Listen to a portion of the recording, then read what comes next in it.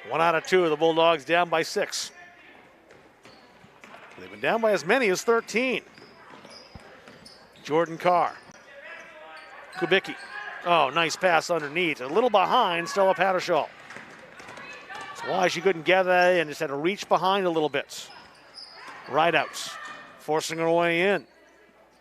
Good defense again by the Black Bears, Kaylee Kubicki. Emma Sewell. This bounce pass underneath to right out. She was in a little tight. Easy pickings for LaBelle defensively. See the time, 24 seconds left. Saves. Great play to keep that. However, Kubicki was standing on the red paint.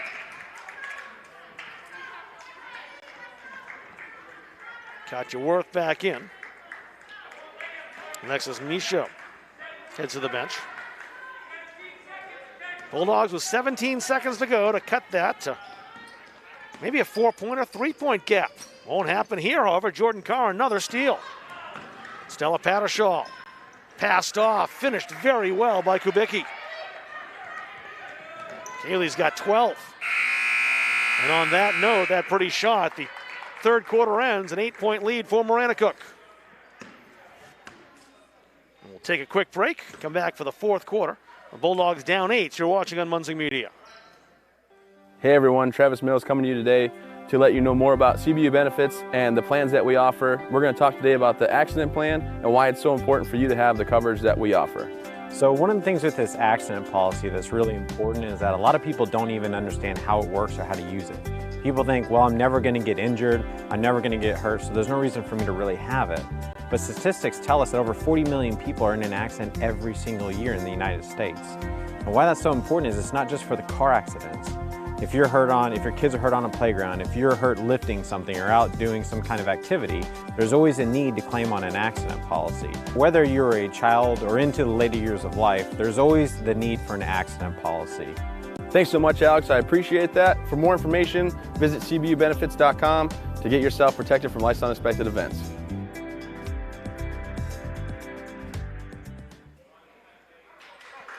Rob Munzing mentioned we'll be a little late for the varsity start today, scheduled for 2:30. My guess right now sometime around 2:45 would be my prediction, give or take a little bit. It'll be about 20 minutes in between. They'll spend some time in sanitizing all the chairs and then the 15-minute warm-up for the teams. So usually it's about 20 minutes in between the JV and the varsity games. So I would guess around 2:45. We'll be able to get you a better gauge of that as this quarter continues.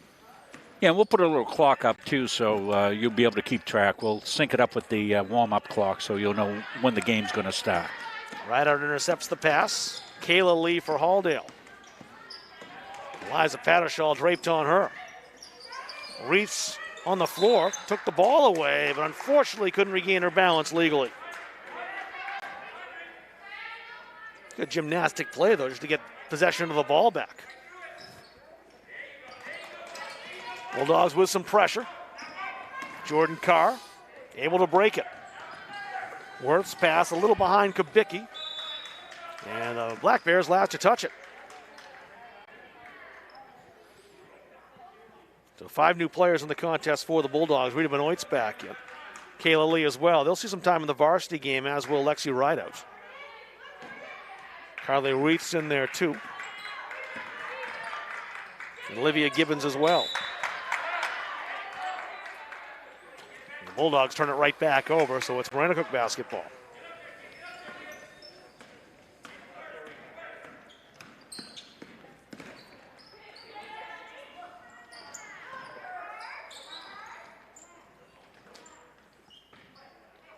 Worth driving on Gibbons.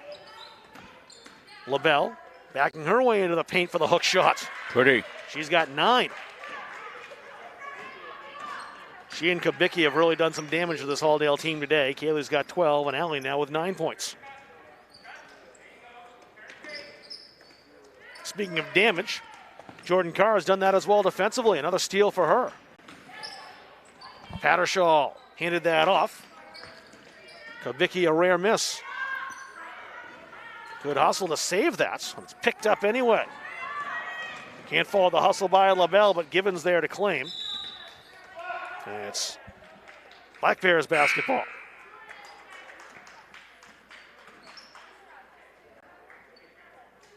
As the Jamison in, Kayla Kubicki, Jordan Carr come out.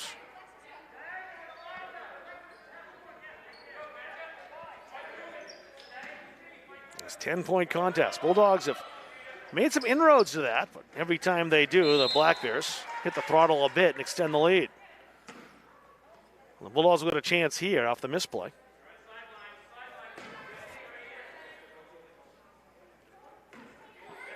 Rita Benoist. Olivia Gibbons. And Gibbons bumped a little on the way by. Incidental contact with Michaud, but enough for the foul, and that'll send Gibbons to the line.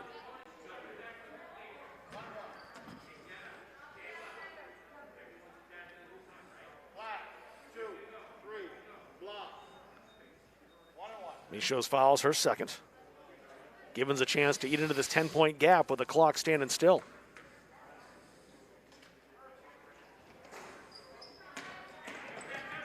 And it didn't drop for her, so the Bulldogs back on defense. They'll go inside to LaBelle again.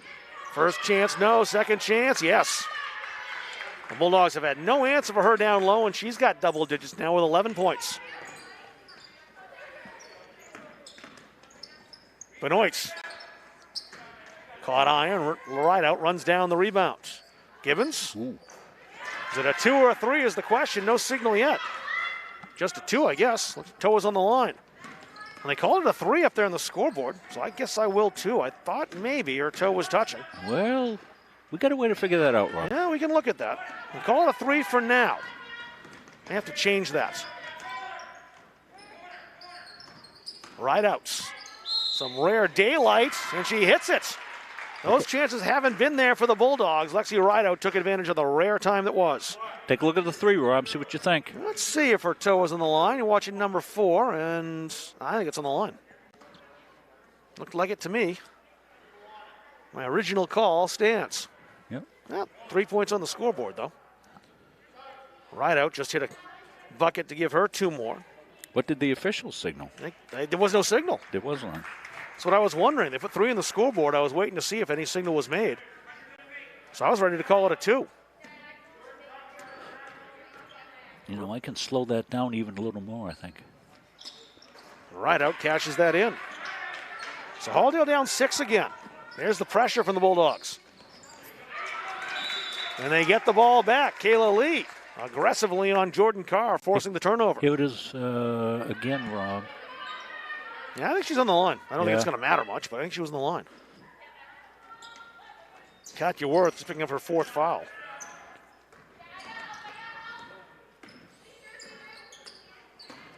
Right out, outside Lee to have the deficits. Too strong. Great save by Kubicki. But she stepped on the line under pressure from Rideout. She saved it, but had no help to get rid of the basketball.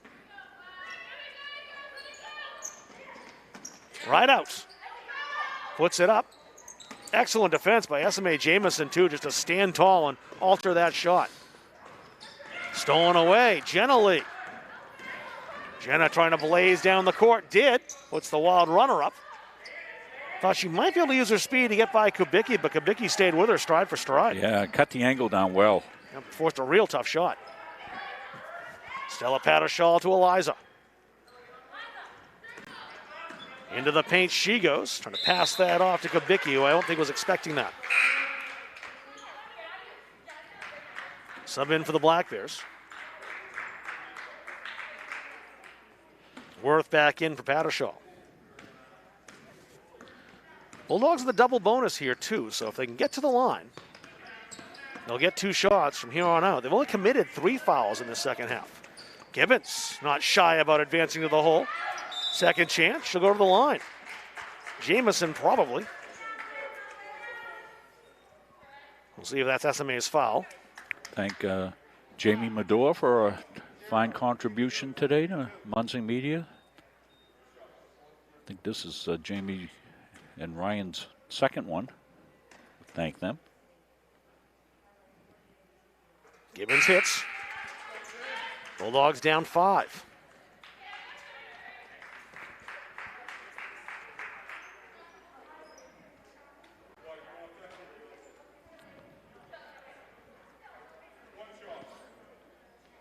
So here's one more for Gibbons to make it a 4-point game. 2 big fourth quarter free throws for Olivia Gibbons. This pressure has definitely frazzled the Black Bears. And they do break it this time.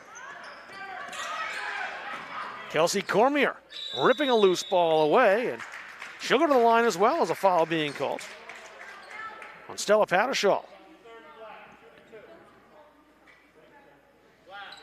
This is the opportunity, the Bulldogs, they can cash in those free throws, and they've been good today. 12 for 16 from the line.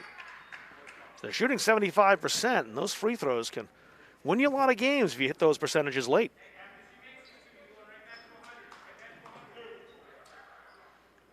Kelsey Cormier at the line.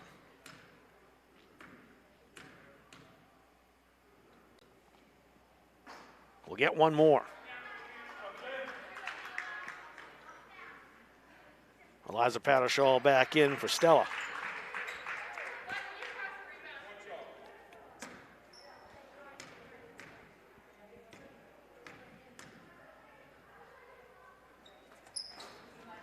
Too close, but neither one dropped down for Kelsey Cormier. And a foul call this time on Halldale. Olivia Gibbons called. And that's 2 on her. 4 now on the team with 4:19 remaining. In regulation time, it's a 4-point game all of a sudden. The Bulldogs trailed by double digits on 2 occasions. They may get the ball back here. And it's loose on the floor. And the arrow says it's White's Halldale basketball. Benoit and Carr in that tussle on the hardwood. Every possession big now in the waning stages of this game with just 4 minutes and change to go. Cormier. Defense too good again from Allie LaBelle. She's been excellent on both sides of the ball. LaBelle. Dished off. Pattershall, no. Gibbons the rebound. And she was quickly advancing back down the court. Rita Benoit tries a tough shot. 2 Black Bears there. Kaylee Kubicki altered the shot and got the loose ball. Carr underneath. Kicked outside. Good passing by the Black Bears. Pattershall came close. A lot of shots today hitting the rim, and not favorable rims today for either team. Lee for 3. It's offline, and Maranacook basketball. Rob, let's stay right with this. I got something I've done on that 3-point shot. I've zoomed in. Oh, good. And I think maybe we'll be able to see the feet a little bit cleaner here. So an experiment in Munzing Media Land. So let's see what happens here with this replay here. There's the zoom. There's the toe. I'm continuing to say it was on the line. But again, I don't expect much controversy here, nor am I trying to gin any up. Yeah, but it's good to be able to do this. Yeah, I just great. figured this out. Absolutely. It's kind of nice. There's that right toe. Yeah, I didn't know you had that in you, Coach. Yeah, I didn't either. You see what I'm learning on the fly. Our Chris Wheeler's looking at me going like, Coach, how'd you do that? And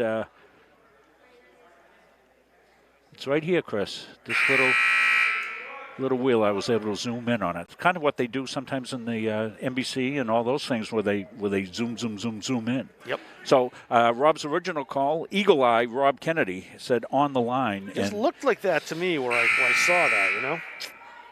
So what do you folks think at home? Talk amongst yourselves. But that's good to know I can zoom in on a replay like that. That's good. I think the quality diminishes a little bit, but not bad. Enough you can see it. Yeah, it was good.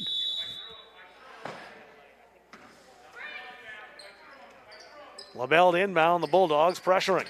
You're not getting that from NFHS, I'll tell you right now. No, you're not. Gibbons steals it away. 2-point game. And the Bulldogs right back in this. And almost had it back again. And once again, Olivia Gibbons.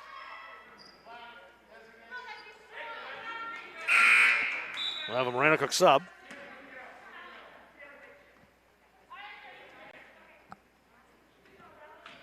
Esme Jamison comes in. See it right here again, Rob, with Gibbons here with the steal. Nice, clean pick.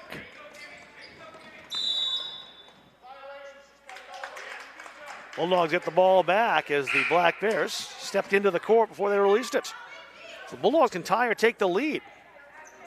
That hasn't happened since early on in this game. Yeah, the biggest lead of the game from Maranacook, Rob, was 15, I believe, at one point. So, great comeback by the Dogs. Well, that all the way back into the backcourt. Of course, it's legal. The Bulldogs hadn't made possession off that inbound yet. So you can throw all the way back to the baseline if you want to.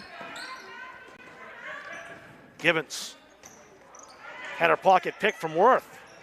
Olivia returns the favor, and Benoit has it now. Rita Benoit. Gibbons. Ooh, almost traveled. Just got the ball down in time. That was close. Outside, Sewell drives to Rideout. Benoit this time. He has to get rid of it. Rideout has it. And O.J. Jaramillo calling a timeout there as his team a little discombobulated. This is a big possession for Halldale with a chance to tie or take the lead. So as you would guess would happen here in a 2-point game, people online are starting to say, that was definitely not a three-pointer. Well, at the time, I didn't think it was going to matter very much, did I? And the, it was never signified as such, so. Well, that's exactly it. They didn't throw the hands in the air. They also didn't make any signal at all. So I'm only going with what's on the scoreboard. So if they come back and say, let's take a point back from Halldale, I would have no complaint because it certainly seemed to me like it was a 2-point play. And I also didn't see the referees make that hands in the air signal. So I just was all set to mark that as a 2, but when the score went up for a 3, that's where I put it. But that's the difference right there. If it does end up being a 1-point ball game, then... Yeah. I'm not sure anyone here besides us is aware of this. This is where... And I'm not telling. This is where you at home are in on the big secret. I just don't want to generate controversy in a JBV basketball game, really, by learning the officials. It's really not my place to do that anyway. Yeah. Don't make any online posts about this, Rob, you know what I mean? And I'm just kidding you. I don't give officials a hard time anyway. They know the rules a lot better than I do. No, they were on it. We think they got it. They got it. Let's do that again. I just like the fact that I was able to zoom in on the feed on the replay. That's my best outtake from that. I'm excited about that. Yeah, new feature. Here in Geekville. Sewell on the inbound, picked up immediately by Eliza Pattershaw. Right out.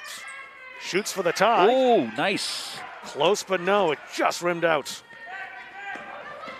Kubicki. She'll go to the line. Gibbons picks up the foul. Black Bears got back up the court very quickly.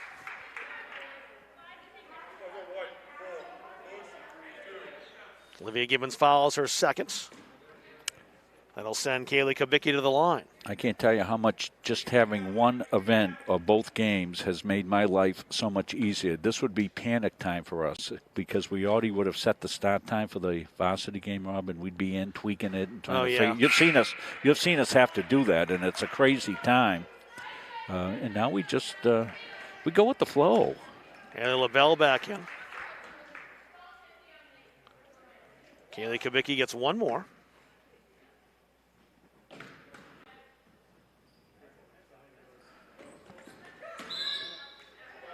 And a violation gives it to Halldale. Still a 2-point game.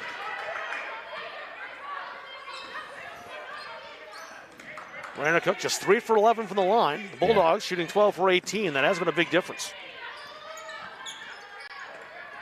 Excellent defense by the Black Bears. Sewell got away. And before she did, O.J. Jaramillo threw the hands together and called the timeout to make sure his team keeps the basketball down 2 with 2:07 to go. Yeah, those of you looking for the varsity game, this is the end of the JV game, as you can probably see, and we'll be coming with you to the varsity game after the varsity warm-up. We'll probably come on the air. Coach Morong and Rob Kennedy probably come on for a pregame somewhere within that 5-minute mark before the start of the game or so. And bring you up to date on that. Rob, you were talking about, I saw online today in the social media that a lot of your pregame got done by our good friends at Central Maine Newspapers. Drew Bonifant writing a nice story about Maranacook. Oh, he really had a lot of details about this Black Bears team that we'll talk about in the pregame of the varsity contest, and just the way this Maranacook team is not really led by any superstars overall. They spread the wealth quite a bit, and how that's benefited them on this season as they've won 3 straight now.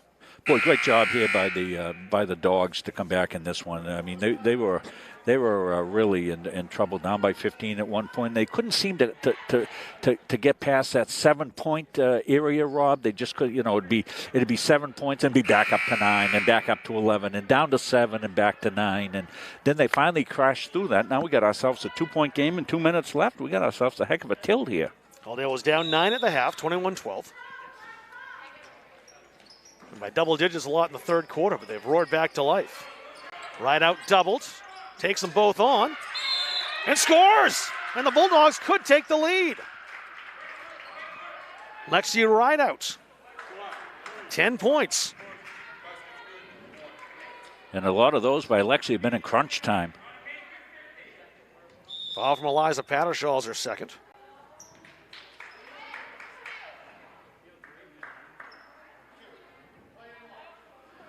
We'll stay with the free throw, and then we've got the replay ready to go. We'll see how things are shaping up, though. We don't want to miss a pressure inbound.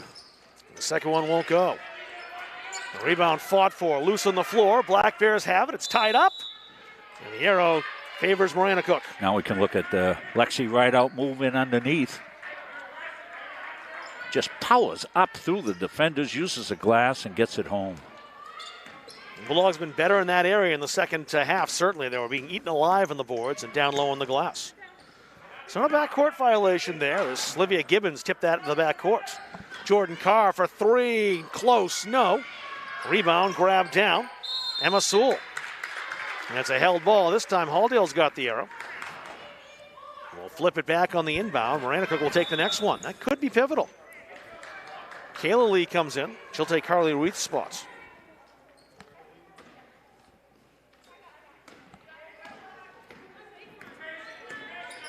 Crunch time here, Olivia Gibbons in a tie game. Hasn't been tied since the start of this contest. Maranacook's led all the way. Gibbons.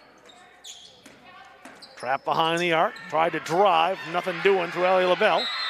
And we said the arrow might play a factor, it's going to. Maranacook's got the ball again. And that wasn't long in coming at all. And we may not see our last hell ball for possession. Esme Jamison really wanted the ball on this right side. She was open. Pattershaw will take it herself. And the foul called. I'm waiting to see if it was going to be offensive or defensive. I thought it would go on Kayla Lee. Or potentially Rita Benoit. Either way, it's on the Bulldogs. First foul on Rita Benoit. 16 fouls, Rob. A chance at the line now for Eliza Pattershaw. She's got 2, and she's giving her Black Bears a lead.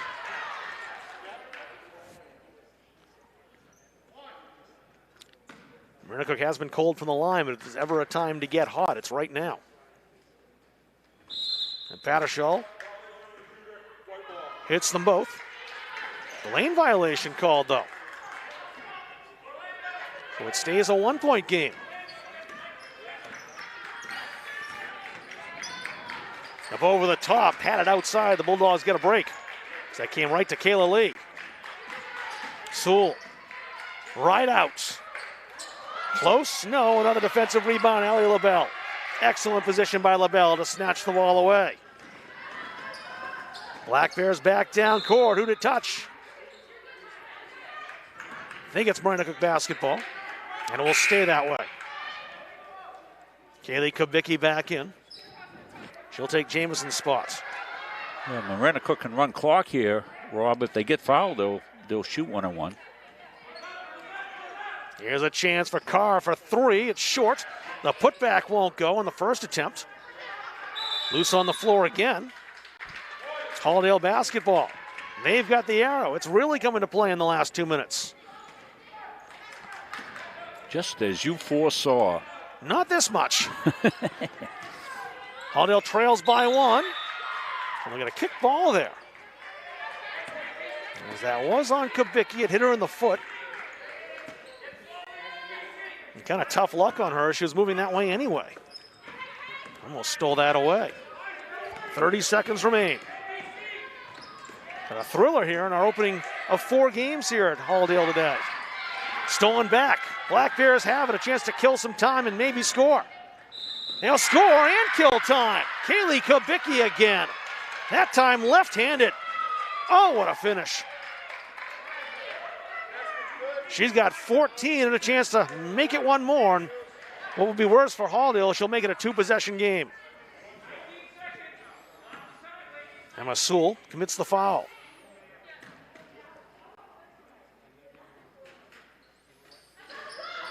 Won't go for Kubicki. Halldale still with some life. That's stolen away. Maybe that snuffs it out for Halldale there.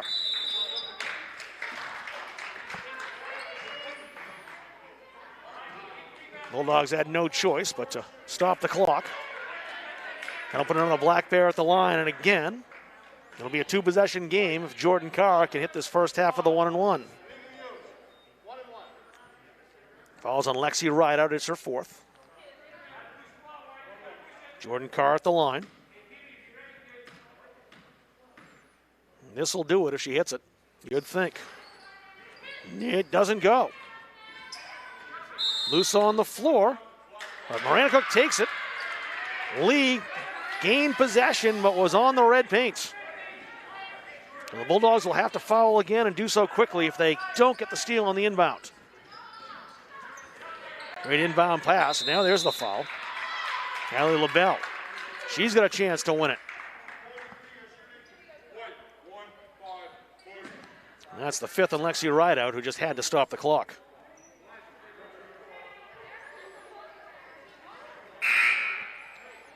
So Rideout will have to leave. We'll see who O.J. Jaramillo will put in. Nobody yet. It'll be Faith Alexander. There's the 1-and-1 for Allie LaBelle.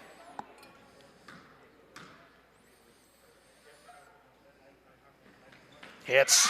Oh, a cool, calm, collected shot. And makes it 4, and there's really no way back now for Halldale unless they can hit a 3 with a foul. So you see Maranacook backing away, and they'll play hands-off defense. It's the first, not the second. Only 4 seconds to go. Sewell underneath, and that'll do it. The Bulldogs' comeback will fall short here. It was a valiant one.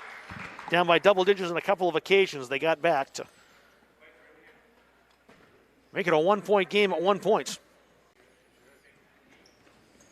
37-36, but just couldn't get any closer.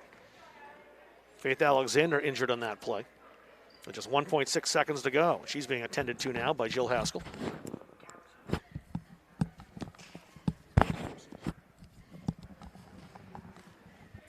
Of course, at the end of this contest, we'll be naming our Captain's Pizza Player of the Game. We'll talk about that when we go to break. A couple of good choices that we have today for Bulldogs players. It always goes to a Halldale player. We're going to name a player in this contest from either team. Certainly Kaylee Kubicki would be in the mix for that. Allie LaBelle from Maranacook have both had outstanding games. We sponsor the Halldale Player of the Game from Capsa's Pizza, the pizza place right here in Farmingdale. And we'll name that at the end of this contest. The winner gets a free 10-inch, one-topping pizza from Capsa's. We'll have that for the varsity game as well. And, of course, Capsa sponsors the Gardner Tigers. They're coming up in our second half of this quadruple header today. Why don't we step aside and take a break here as they attend to the injured player on the floor. We'll be back and wrap it up right after this. Don't feel like cooking dinner? Call Capsa's Pizza in Farmingdale. You can make the whole family happy with our award-winning pizza, sandwiches made on fresh baked bread, delicious nachos, or salads made to order. And don't forget the whoopie pies. We pride ourselves on fast, friendly service and an overall experience that's better than you might expect from a pizza place. So order Capsa's tonight. Pick it up, have it delivered, or enjoy our dining room. Give us a call at 582-0522 or enjoy the convenience of online ordering at capsaspizza.com.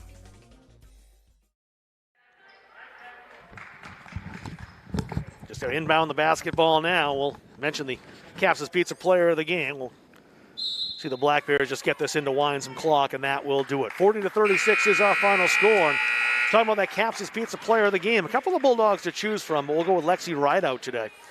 Lexi with 10 points in this contest, played some outstanding defense as well. So she'll be our Caps' Pizza player of the game. As I mentioned, she wins a free 10-inch one-topping pizza to Caps' Pizza. 40-36, the final score today. Thankfully, that toe on the line does not come in to be a factor in this contest. Let's run down the individual numbers here, both these teams. Starting with the Maranacook Black Bears. Kaylee Kubicki led the way with 14 points. Ellie LaBelle close behind with a dozen. 4 points for Esme Jamison today. 3 points for Katya Worth and Eliza Patashall as well. Jordan Carr and Alexis Michaud adding 2 points, 40 points overall for the Black Bears. Mentioned the Bulldogs were led by Lexi Rideout with 10 points. She was matched by Olivia Gibbons, who also had 10 points. Faith Alexander chipped in 6 today. A couple points for Emma Sewell, 5 for Kelsey Cormier. She had a 3-point bucket. Aubrey Gilbert with a couple of points. And Rita Benoit also 2 points as well for the Bulldogs, 36 points on the afternoon. So we'll step aside for a little bit. They'll sanitize the gymnasium quickly, get the varsity players on the floor. Now we're thinking about 20 minutes or so we'll be set to go. So I said 2:45. It'll actually be closer to 3 o'clock. We'll kind of say 2:55 will be our targeted start time. But we're not going anyplace as far as this stream is concerned. So you'll be able to tune back in. If there's no sound, it's down because we'll keep it down until the game starts. But I'll be joined by Central Maine Community College coach Andrew Morong. He'll do the color analysis for this second game between the varsity teams, the Black Bears and the Bulldogs. So we'll return momentarily with that varsity action. Final score in the JV game, Maranacook with the victory, 40-36 over Halldale on Munzing Media.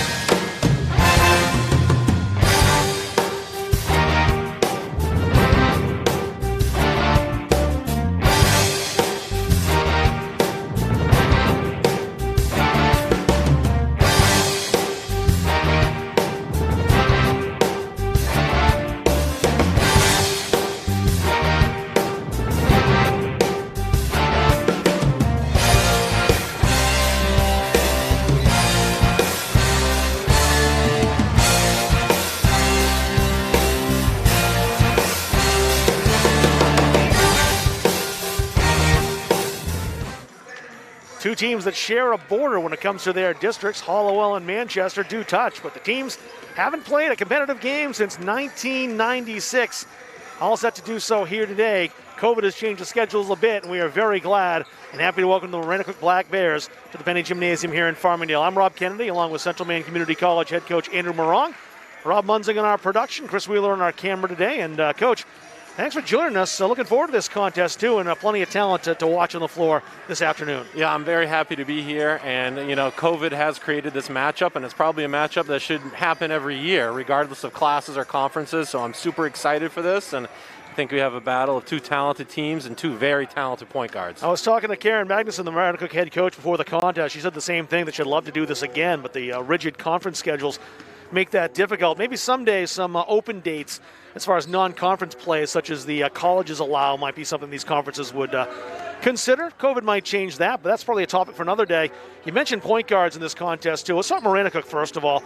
This is a team that is truly a team. Coach Magnuson said, really, we're deeper, we sub a lot, we move the ball a lot better, and you never know who will step up with this Maranacook Black Bears team. They're very deep. Yeah, I think they're, led obviously by Anna Drillin, the point guard. She's, the head of the snake, so to speak. She's extremely fun to watch. She's had a great career so far, and she's not the biggest in stature, but, as far as leadership and hustle, I think she really sets the tone for the Black Bears. They do have some size with Gabby Green, who scored a dozen points against Erskine Academy. Maranacook's 3-1. Lost their first game, but came back with a win last night over Erskine Academy, 48-35. Also some wins over Monmouth and Mount Blue. Haldaig's 2-2. They've won their opening games against Gardner and Winthrop. They haven't played since January 25th. It's almost 2 weeks ago. So there might be some rust for the Bulldogs to shake off a little bit. It's just hard to kind of keep the intensity going when you're losing games through COVID, through really nobody's fault. You expect that to happen, but 2 weeks is still a long time. Yeah, 12 days. It's going to be. It might be rusty, from the beginning, but they just need to let the game come to them. Don't force it. Bulldogs lost 63-62, a heartbreaker to Monmouth after leading most of that contest here at home. Then dropped a game on the road, the last one, January 25th, 57-48 to the Winthrop Ramblers. Look at the starting lineups this afternoon. Kate Molar starting for the Maranacook Black Bears, 7 points last night over Erskine Academy. Ella Schmidt will start, 5'8 junior. Anna Drillin, we mentioned her, the point guard. She's a 5'5 senior, number 20. Gabby Green, number 23, the 6-foot senior, Grace Dwyer, number 32 from Maranacook in the starting lineup. They'll be wearing the blacks. Halldale starts this way, number 3, Iris Ireland back in the lineup. Lily Platt, a junior, number 4. Another junior, Avery Baker, number 5. Freshman Hayden Medore will handle the basketball and, in fact, will inbound for Halldale. And she'll do so with KK Wills, number 22, who rounds up the starting lineup for the Bulldogs. Halldale in whites, Maranacook in black, and we're set to go. For the first time since '96, both teams in the Mid-Maine Conference back then. Maranacook joined the KVAC, the Bulldogs, of course, in the MVC, Mountain Valley Conference. Traveling violation called right away on Iris Ireland, who was backed up in the paint. And Maranacook was not going to let her have an easy look. They collapsed pretty quick on that. Seeing some pressure here right off the bat from Halldale. There is Anna Drillin. Avery Baker forcing the issue on the floor. Great hustle. She rolled over to keep that away from Drillin, and you can't do that. No, with great hands there. Just kind of left her drag hand and tipped the crossover and then instantly just dove on the floor. Coach Richmond's got to be happy about that. Drillin near side, Ella Schmidt's first touch of the basketball. Medora bats that away. It's into the front row, but that'll be the other side of the gym. Here is just against the cement wall. Yeah. Black Bears inbound again.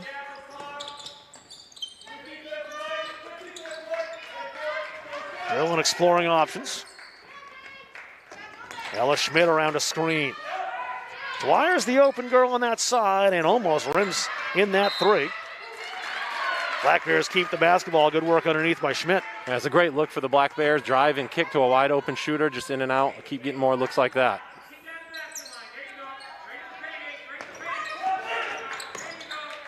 Kate Molar. Green. She got fouled on her way to the hole. First foul of the contest. So hard not to reach in that situation, but you want to tip up from the bottom. And anytime you come over the top, it's going to look like a foul. Foul's on Hayden Medore. Gabby Green at the line. She'll shoot a couple.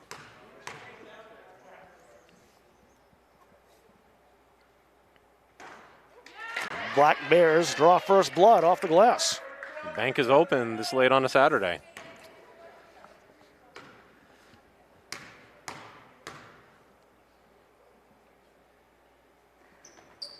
Green hits them both.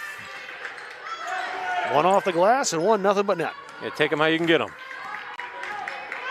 KK Wills and the Bulldogs' first possession. That's put off the glass. Iris Ireland responds for Halldale. Did a great job gathering herself before going up with that. Kate Molar into the paints, blocked by Medor. Medor did a great job keeping her hands up high, not coming down on that. Add to as well, she already got one foul, and the Bulldogs don't want her on the bench. Wills underneath. There's Ireland again, doubled. And the defense does the job, but the Bulldogs get the ball back. Maranacook is playing very aggressive defense up front. I love the way they're hedging the screens and really putting pressure on the ball handler. Pass was bound for Lily Platt, stolen away. It's Wire with a quick step in front. Molar open, scores with the left hand. Great look. In transition, there's two places you want to look, middle and opposite. And they found the opposite cutter there for a wide open layup. Great job. Here's KK Wills, two-time MVC honorable mention player. Ireland, quick to the hole, draws the foul. Iris knew that she had her girl beat and just went right up with it, right off the catch. Drew a nice foul. Grace Dwyer the foul, first on the Black Bears. Iris Ireland a chance to tie the game from the free throw stripe. She'll get one more.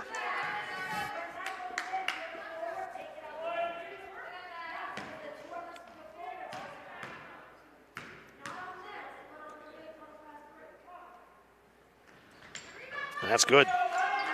1 out of 2 for Iris Ireland. The last thing the Black Bears want is for Ireland to get going, because once she gets going, she can score in bunches. Good to have her back in this contest as well. She had a ankle injury early on. Missed the game against Monmouth Academy, which the Bulldogs lost by 1 point. Glad to have her back now.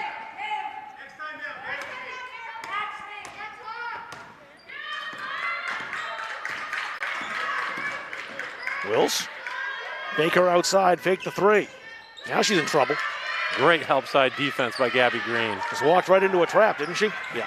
Rotated over on that baseline, hit a brick wall. Black Bears give it right back, however. The pass skied over Maranacook player's head, Anna Drillin.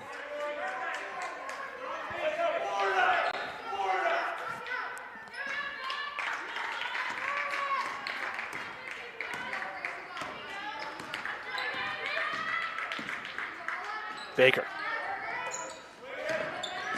Lenore wanted to go inside, got there to Ireland. She's forced deep. It was a tough shot for her. Almost looked like she's behind the backboard. Schmidt pops. That won't go. Ireland, great position on the rebound. Wills, a bit out of control, but she'll get away with it. Blocked out of play by Schmidt.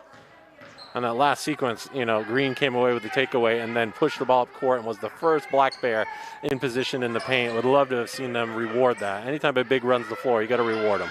Lily Platt taking on Green inside, and Green won that battle, altering the shot. Drillin couldn't get inside. They'll set up. Three on the way. Molar, no. Looked good when it left her hand, though, didn't it? It did. They were one pass away from their great shot. One more pass to the wing, and they would have had a great look. Nowhere to go for Wills. Bulldogs being patient here in this possession.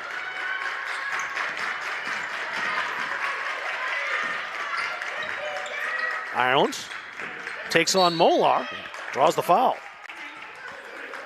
And she got by her and she dropped her shoulder to about the hip level of her defender and just really was able to power through that because there's quite a bit of contact that whole drive there. So that was a great take by Ireland. Subs coming in.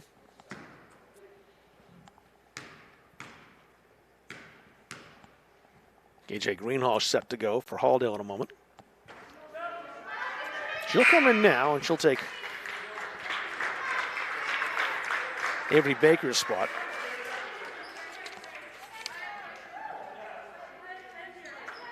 Kate Molar came out. Maddie Ballard's in the contest now for the Black Bears. One more for Ireland. And neither one goes for. Halldale keeps the ball, though. Interesting matchup now with Greenhalgh and Green going, Gabby Green from Maranacook going at it.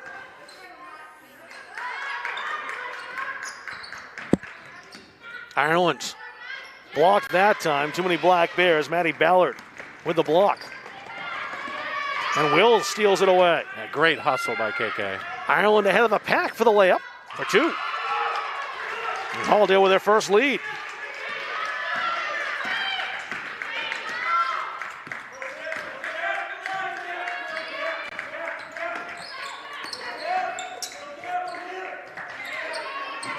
Underneath, nice pass inside. Won't fall for Green, however.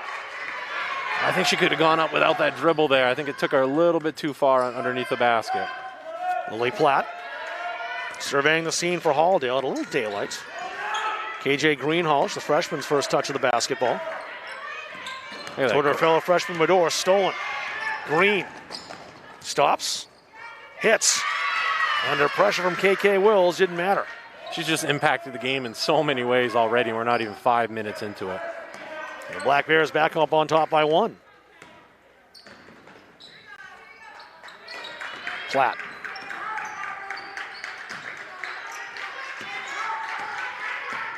And it's Trepanier set to come in for the Bulldogs. It looks like she's warming up over there. We'll change the dimension of the game from the outside, that's for sure. Yeah, should add some instant offense for the Bulldogs. Lily Platt. Now root inside, consistently shut down by Maranacook. Medor for 3, no. Back iron. Maddie Ballard grabs the rebound. Here's a 3 on the way, no good. Natalie Witten left alone. The Bulldogs almost paid for that. Yeah, but that's making Maranacook play a little bit faster than maybe they'd like. You know, that's a quick 3 on a fast break, so it just gives an opportunity for Halldale to kind of slow things down a little bit and play at their pace. Greenhalgh got it. Took on Gabby Green, the freshman, beats the senior. That was a very, very strong play to power through that contact.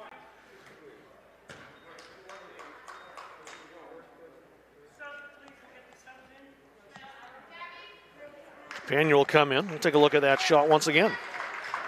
Yeah, you see right here, she just got her right off balance from her first quick step and just drove right through the body contact.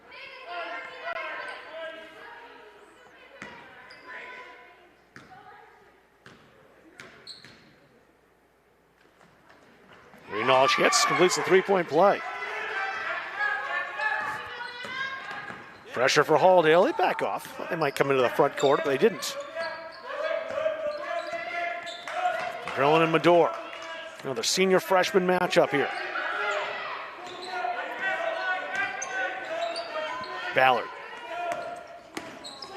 Warren. Oh, nice shot. Just wouldn't fall for her. Great rebound. KJ Greenhalgh on that. Medor. Trepanier itching to shoot from outside. Don't think the Black Bears don't know that. Trepanier. Grace Dwyer watching.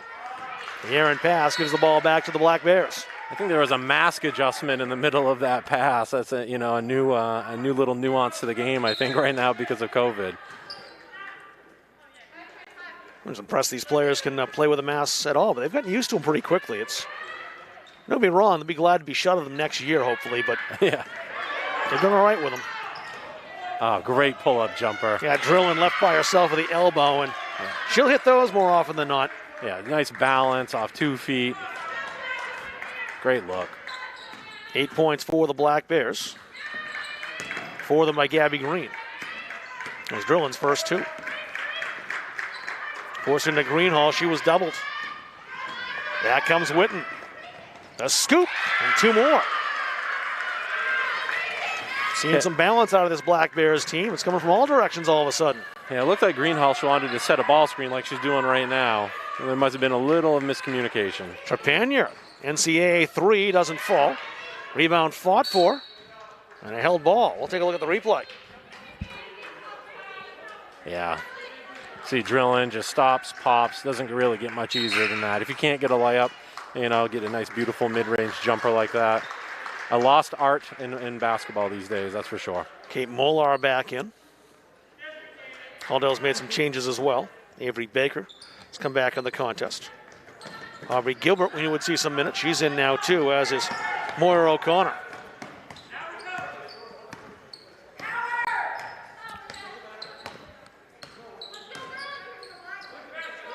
Oh, great post position. Good steal as well, though, too, by Gilbert, who came over.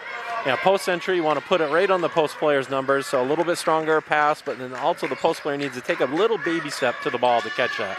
O'Connor's pass swept away by Drillin. Dwyer in on O'Connor, no. But the rebound, the putback, won't fall either. Second chance. Well, Maranacook will have to get those two from the line. Grace Dwyer kind of shaking her head, but she'll take the shots. Yeah, she's been working really, really hard and created some nice opportunities for herself. Foul's a second on Hayden Medore. Something to keep an eye on.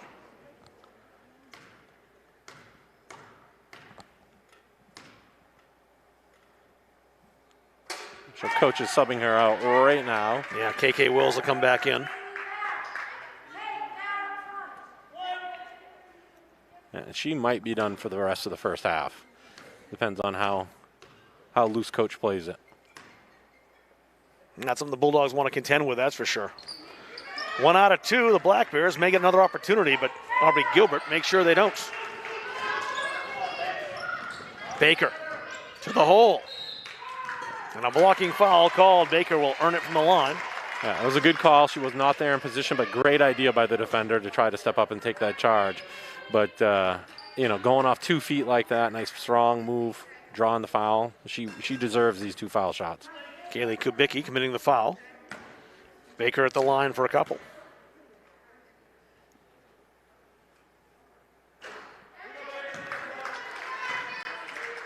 Bulldogs now 2 for 6 from the line.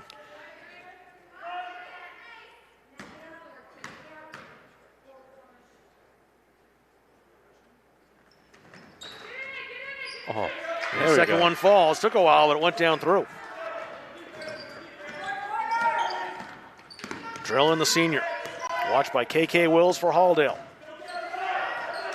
Moira O'Connor, who's well known for her defense, actually earns that back as that being called that it tipped out and Grace Dwyer on the way through. Yeah, and just being rewarded for having your hand in the passing lane. It was great defense. Simple defense, too. Coach Richmond says she has been very big defensively and one of the most improved players on this Bulldogs team. Underneath, Greenhalgh, tough shot, won't fall for her. Yeah, Green's got to be careful. She got away. Oh, sorry, that wasn't Green, was it? Molar for 3, just like her number, but not that time. That's off Wills. Maranacook will keep it.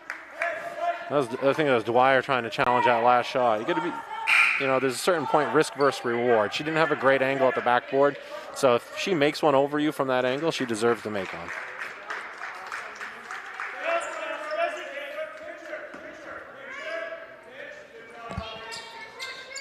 Three on the way at the buzzer, won't go. The attempt by Natalie Witten. That's a 2-point game. We'll keep it here and see what Coach Jared Richmond wants to talk about in between this quarter break. He's mic'd up for the day's game. Hey, here we go. Hey, let's go. Get over here. Let's go. Hey, love the energy, love the tempo. We need to stop forcing things a little bit, okay? Got to make our layups, girls, okay? That's the big key right now, okay? We're meeting them pretty good with defensive energy down here. Need to do a better job of boxing out, but everybody that hit the floor there contributed. We got to keep that going. We're getting some pretty good pressure on them, too. We're grinding them a little bit, okay? But in transition, if you get beat or you miss an assignment or whatever, that's fine, but the next girl up, if you see a girl speed dribble, that's automatic, right? Speed dribble, I don't care if you're guarding me, coach, the popcorn kid when the quarantine's over, you got to step in front of him or her and stop ball. That's the most critical thing in transition. Okay, we've missed a couple in transition the other way.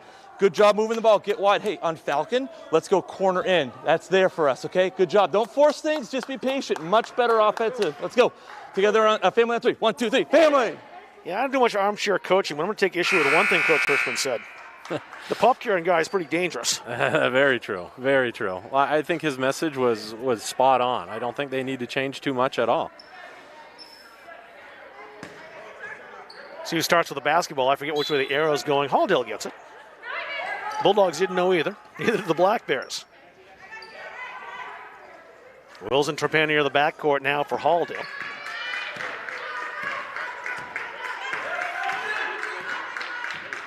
Panier taking her time. The screen set by Lily Platt. Black Bears pick that up. Wills for three in the lead. No. Some close threes in this contest both ways. No one sunk one yet. Oh, that's a tough shot by Grace Dwyer. Yeah, she's quite an athlete there. Avoided contesting. Oh, stolen away by the Black Bears. Anna Drillin has it again. Dwyer watched by Ireland. Came out of nowhere on that. Great hustle all the way through, not giving up on the play. Two more. Gabby Green this time, and the Black Bears' height paying dividends.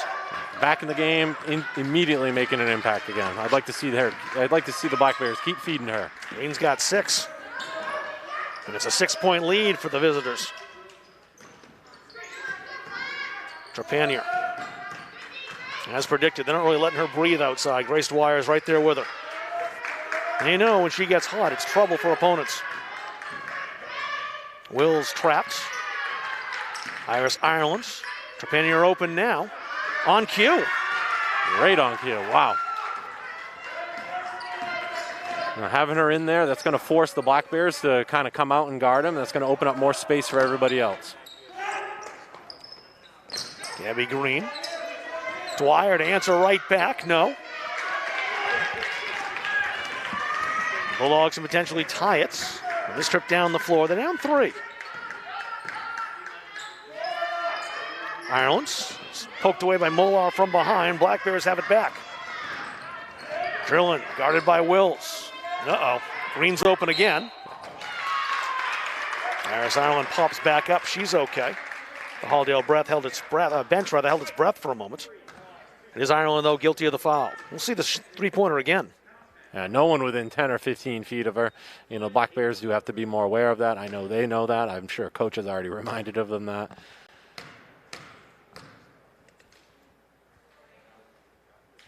Gabby Green gets 2. There's the first. She'll get 1 more. And she just had a tremendous take from the high post area, and every time she catches in a foul line area, she's absolutely dangerous. You know, she's got to look for a jump shot, but that rip in one dribble with her length and athleticism is going to be really, really tough to stop.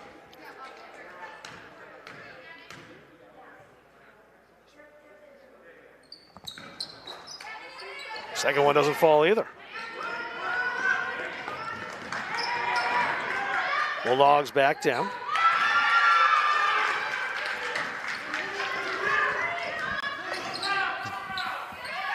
And answer back. And Hayden Medore back in the game. I believe she has 2 fouls. So she's just going to be very careful, especially on the defensive end.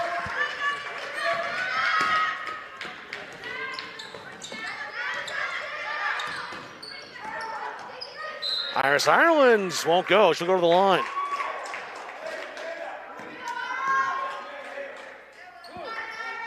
Ireland plays so much bigger than she is.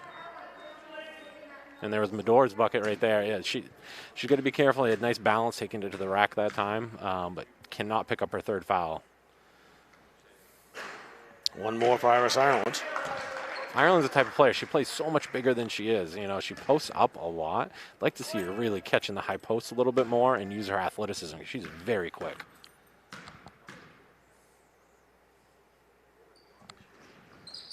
Second one drops.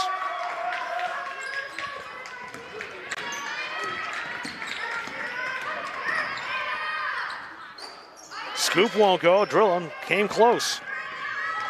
It's okay. That was a great take. That's out of bounds. Halldale will keep it. Very impressed the way the Black Bears just sprint back in transition. You know, they have not been beat over the top, you know, maybe 1 or 2 times. Other than that, they have multiple girls sprinting right to the rim to protect the paint. 2-point lead for the Black Bears. Halldale with a basketball. Trepanier wanted to pull the trigger. Ella Schmidt said, forget it. Ireland. That was blocked by her numerical counterpart, Kate Molar, in a battle of threes. Witten. Molar. That pass overcooked for Schmidt. It's Halldale basketball. It was the right idea. I think if she had just taken 1 more dribble, jump stop off 2 feet, you know, don't make that pass, you know, in the air. That's really tough to control. Gabby Green and Iris Ireland leading the way with 6 points. Trepanier can get that if this goes. Not that time. Rebound down to Ireland. She won't get the call over the basket. I think it's pretty disciplined defense inside. Yeah. Play ahead. Witten couldn't finish. They found her a bit too late, I think. She was well in front of the play if they'd found her earlier. Baker slows it down for Halldale. Picks a dribble up. Lily Platt trying to work down low on Gabby Green. It's out off a Maranacook toe. Well, Platt should be ready to catch and look for her shot on that. I think it was a kick out. She was down, seemed ready, but you could tell shooting was not even on her mind. Going to have some confidence there. You know, even if you miss that shot, the defender next time is going to have to come out and get you, and that's going to give you a penetration lane. Cooked around to Medor. She came out to make sure that pass got to her. She'd have been flat-footed. It's a turnover. Ireland. Back rim, no. Halldale will keep that. Witten knocked it out of bounds. You know, the Black Bears are making the Bulldogs earn everything they get. Bulldogs got to get it in. They do. Flat outside to reset with Avery Baker.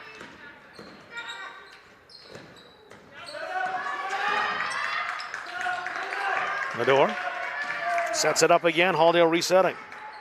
They find an option against the Maranacook team, and now traveling violation called. Medor trapped in the corner by Anna Drillin. Yeah, just dragged her pivot foot a little bit. She could have used a kind of a float dribble to pull back, even though she was in the corner, just to create a little bit more space.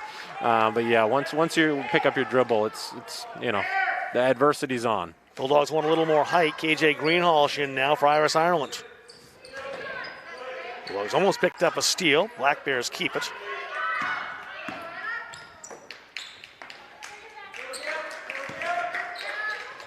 Ella Schmidt inside. Molar, 2. Yeah, nice drop step, easy finish there. Medor really couldn't challenge with the 2 fouls. She got caught on the backside of the post player, but she was disciplined, kept her hands straight up, knowing she couldn't pick up her 3rd. Good work to save that by Platt. Platt trying to fend off Maddie Ballard. Trepanier played quickly by Schmitz. She'll go baseline. Greenhalgh lost the handle. Who touched it last? It was a hustle play by the Maranacook Black Bear player, Natalie Witten. Let's take a look at the replay. Yeah, you can see Medor just got caught on the post player's back there, and it was a simple drop step. And I think the offensive player knew it. Got a timeout. Let's send it down to floor side. The effort level, but we need to get a little more organized. Okay, we're kind of forcing some stuff. We're not being patient enough. And then we're getting beat in transition. Okay, we have the look we want on Richmond. I want it for Amanda again. Okay, I want it for Amanda again. I like the up motion that we got out of it. Okay, but remember, it comes back in. The marker? I don't care. So it comes back in. All right, we had that look last time. So, all right, we're here. We get that screen. We're there. We're here, right? We get this reversal. All right, actually, you're here. We get the reversal, and then she's going to come in and she's going to nail this thing. Okay, she's going to nail this thing, and then we're going to get back and we're just play 50 for a couple possessions. Okay, mix it up. Hey, love the energy. Keep in the gaps. Keep in the gaps. Here we go, family. 1, 2, 3, family. Yeah, it looks like Coach has drawn something up. We'll see if the Bulldogs can execute it. If it were me, we'd be going right to Greenhalgh, trying to get her one-on-one inside or in the high post area and creating her some space. Aubrey Gilbert back in as well for Halldale. She just came in off the bench. Oh, they have her, right? They have her wide open inside. Got to get it to her, though. There's Greenhalgh doubled. Real tough shot. Got her own rebounds. Ends up being a triple team. Oh, Medor. How'd she hit that? Looked like she was too deep in the baseline, but it fell for her. It's a 2 and a 2-point game. Medor with a steal and gets rid of it before she travels. She's made an instant impact coming back to the game and has been playing very disciplined with the 2 fouls. A very smart player. And she will know, of course, she has those 2 fouls and alter her game accordingly. That was a fantastic take. This wouldn't fall. That bounced out off the Halldale defender, KJ Greenhalgh. Yeah, and you see the nice balance, pull-up jumper, one dribble pull-up, mid-range again. I'm surprised we're seeing so many mid-range jumpers. That makes me, as a coach, makes me very, very happy.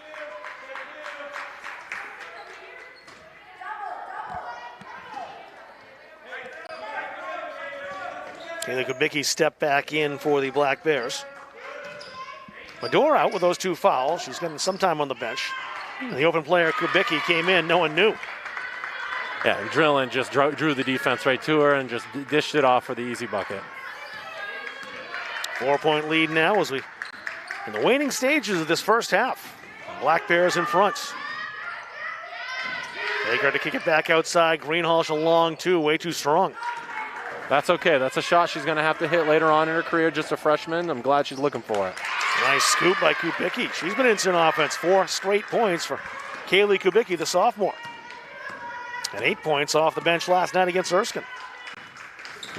2 back-to-back what I would consider easy baskets for the Black Bears. The Bulldogs got to make it a little bit more challenging for them to score. Trepanier trying to shake Ella Schmidt. Greenhalgh trying to muscle her way there. It won't fall. Dwyer grabbed it off the glass. Kubicki finding Gabby Green. Green underneath. And Greenhalgh called for the foul.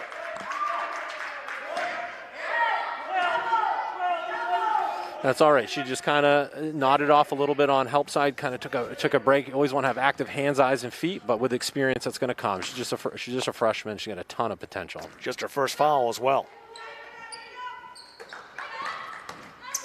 Green up over the defender. Not much Shabri Gilbert could do there. No, and she had a little fade on that jumper too. I don't think there's many players in the state that are going to be able to stop that when she elevates. Black Bears have extended to an 8-point lead. Got the last 6.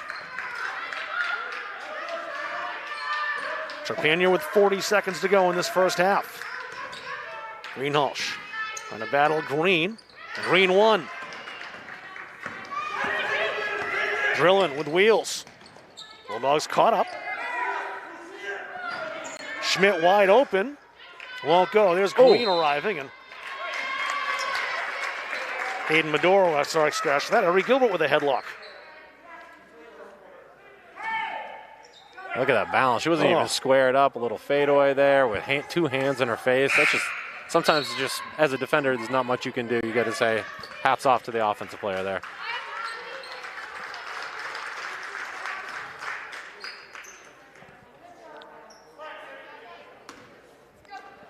Kubicki to inbound the basketball. And she got into the court, took it back out. Halldale will take that. We'll see what Halldale does here. They set a lot of ball screens, but I feel like their ball handlers aren't using the screens for themselves. They're looking for the rollers. When you use a ball screen, the first option is the person receiving the screen going to the basket. So I would like their guards to be a bit more aggressive. Medora with 15 to play. Underneath, Gilbert hits. 2 off the bench for the freshman. That was a tough shot. Black Bears with just 3 seconds to go. You think Drillin knows that she lost the handle. She knew how much time there was, wanted to set herself up for that shot, and lost the handle and ran out of time. We'll take a look at the last basket by the Bulldogs here in this first half. Yeah, that was a tough angle of a pass. And just elevating up over the defender with no angle at the backboard at all. That's a tough shot to make. Maranacook has led from the get-go. A 25-19 lead is what they enjoy here at the half. Production question. We taking a break or listening in, Coach Munzing? We'll take ourselves a break, come back and talk about this first half. Joined by Coach Andrew Moran from Central Maine Community College. We'll chat about this first half, run down the individual scoring, all coming up at halftime. You see the score? A 6-point lead for Maranacook here at the half on Munzing Media.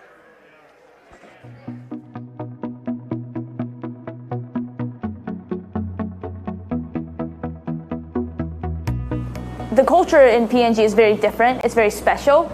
Everyone is very collaborative. Everyone is very honest, and they want to help you succeed. I work with a good group of people. A lot of experienced people have been here for many years.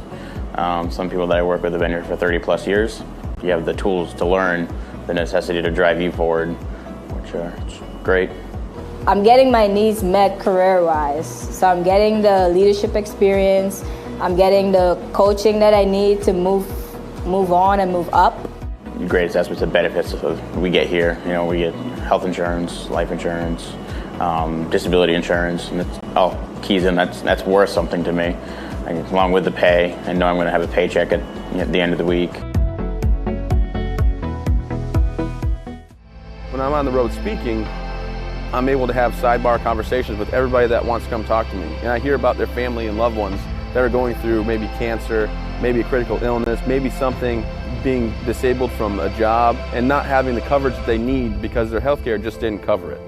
I ask that you would allow one of our experienced representatives to come into your business so that we are able to educate you on the value of these very, very important products.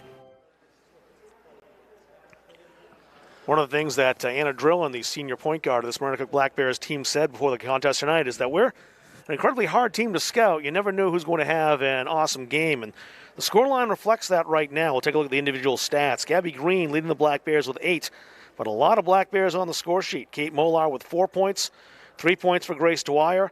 Ella Schmitz, Natalie Witten, Anna Drellin, each with a couple of points, so they have spread things around.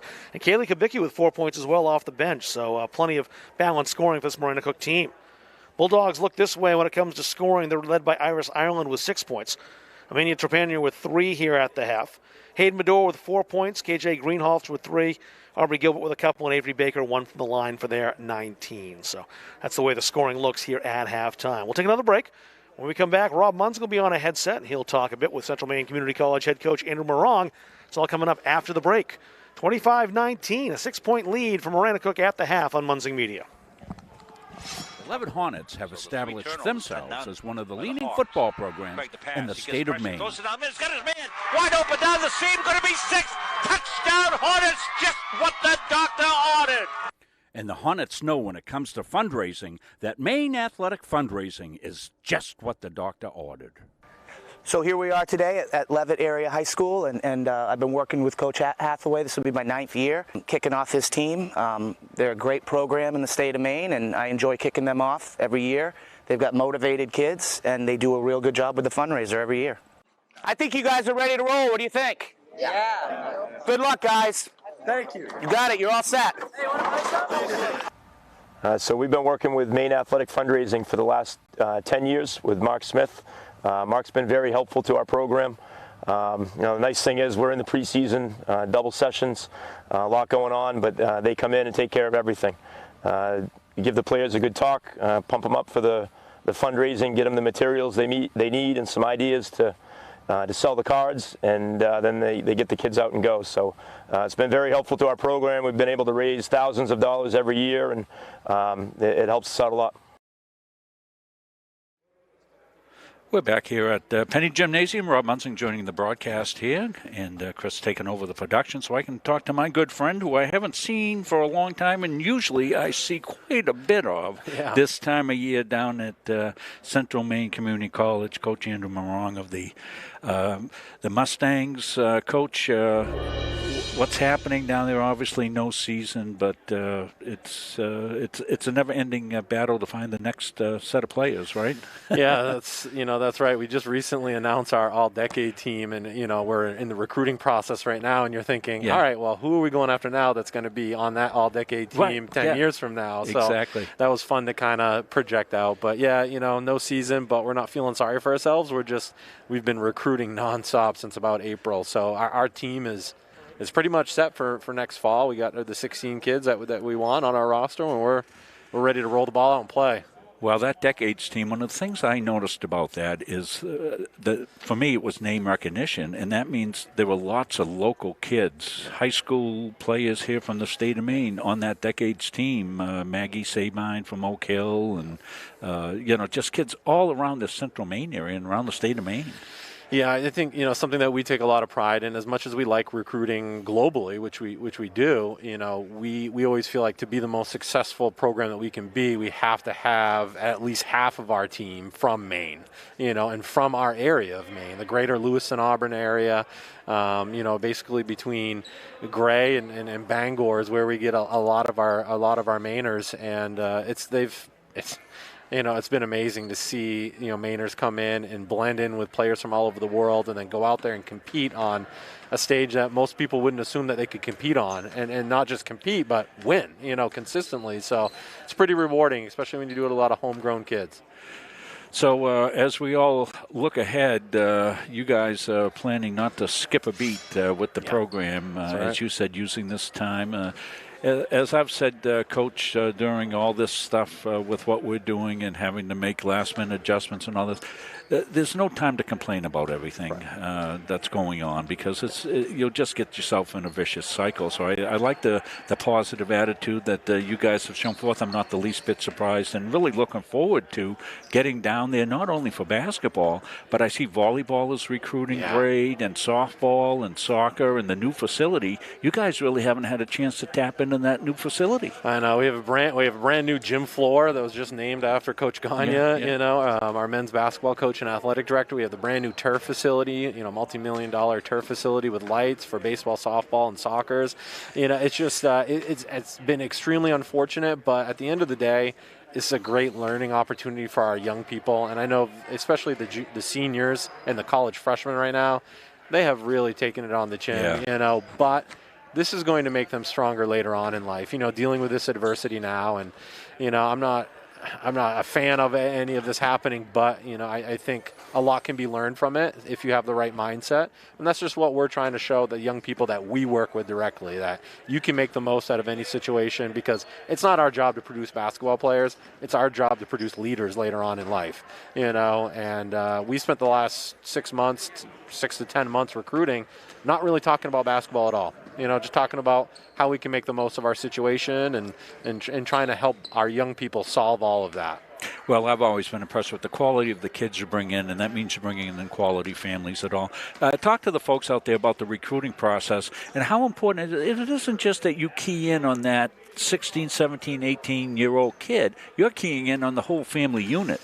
You recruit families. Yeah, we really do recruit families. There could be a kid out there averaging 20 points a game, but if mom and dad are hollering at the refs or hollering at the student athlete all game long, and being negative, that's not something we want to have happen in our gym. We have stopped recruiting many players, not just by the way the players act on the floor, but how their families interact with the coaches or talk about the coaches during the recruiting process, and how they interact with their daughter during games. So we're always watching, because it's all about fit.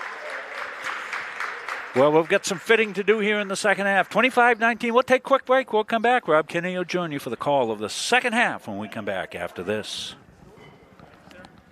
The Hutchinson Family Sports Foundation is proud to support Munson Media's production of live streaming high school sports. We recognize the hard work and dedication of Maine's high school student athletes, and we applaud Munson Media's pioneering live streaming efforts. The Hutchinson Family Sports Foundation. Tight game the first time these teams have played in almost 30 years, 25 to be exact, 1996. Last time these two teams were in the same conference, the old Mid-Maine Conference. Halldale now in the Mountain Valley Conference, the KVAC, the landing spot for Maranacook. So even though they share a border, Hollowell and Manchester, they have not played a regular season or countable game in a long time. Black Bears starting with the basketball, I believe, and they will. I'm just very impressed with the balance of Maranacook. So many players are getting good looks. They just share the basketball and let things come to them. They're not forcing anything. Work it back outside to K. Molar.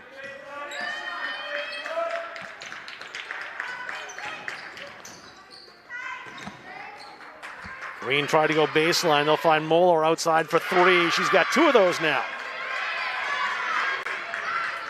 I'm sure there was anywhere between 8 and 12 passes on that possession to free up a wide open shooter. Molar had 7 points last night against Erskine. That's what she's got tonight. Still plenty of time to eclipse that.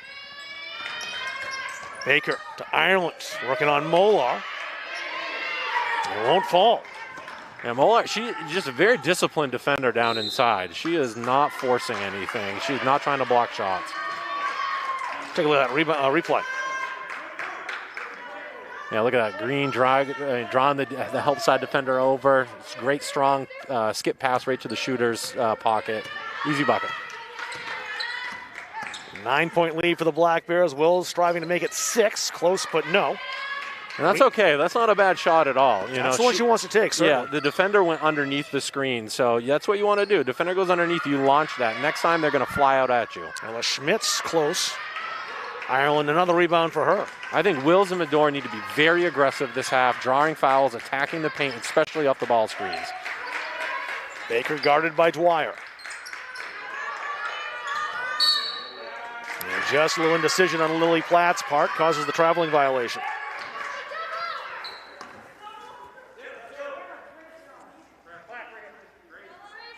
Black Bears can extend this to double digits on this trip down the floor.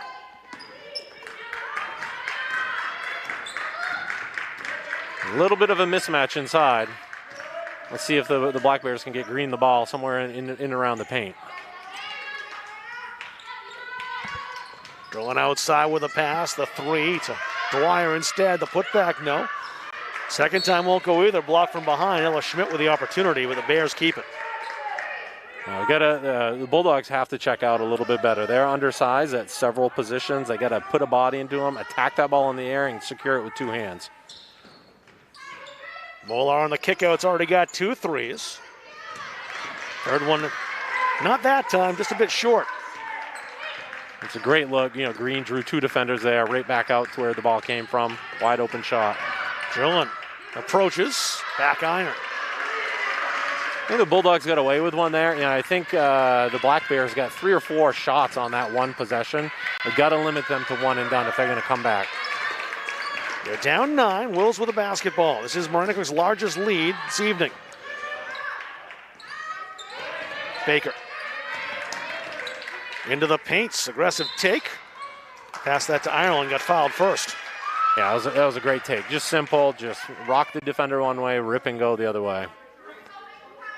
Gabby Green called for the foul. That's her second. First foul on either team here in the second half.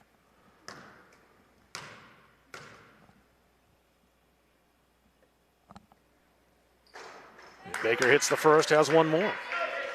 And if I'm Halldale, I'm going right at Green the next time down. There's 2 fouls. If you can get her with a 3rd foul this quarter, she's going to have to spend the rest of the quarter on the bench. So look for Greenhall should be coming in soon and going right at her. Baker gets them both.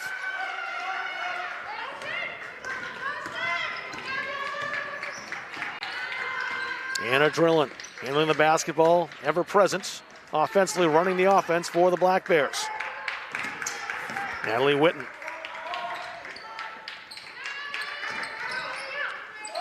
Drillin again, baseline, they pick her up. Green along 2, yes. Well, they couldn't play that any better than the Black Bears did.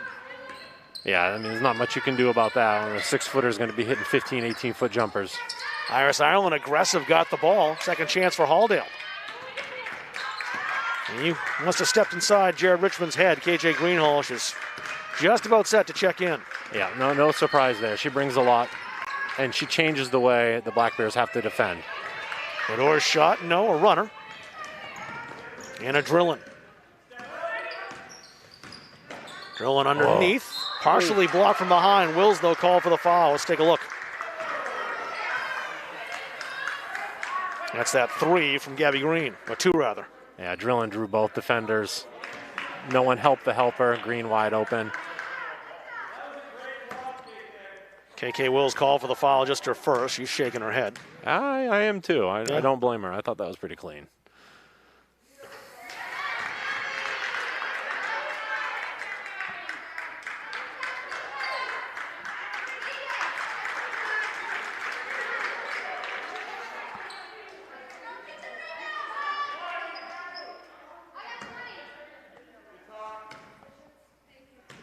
One more for Green. This will be 11 points for her if she cashes this in. And she's 1 off her season high. She had 11 points against Mount Blue. And she take that 12 back against Erskine. That's what she had. She has 12 tonight. Now she's got away with one right there. That could have been a foul. Instead, it's a held ball. Bulldogs keep it. They have the arrow. And Halldale down 11. that tip from behind, the refs have been incredibly consistent not calling that tonight. Typically, that's an easy foul that they call. We'll do that again. Looking to find a cutting Lily Platt, but it was broken up. Natalie Witten, I believe, made the defensive play.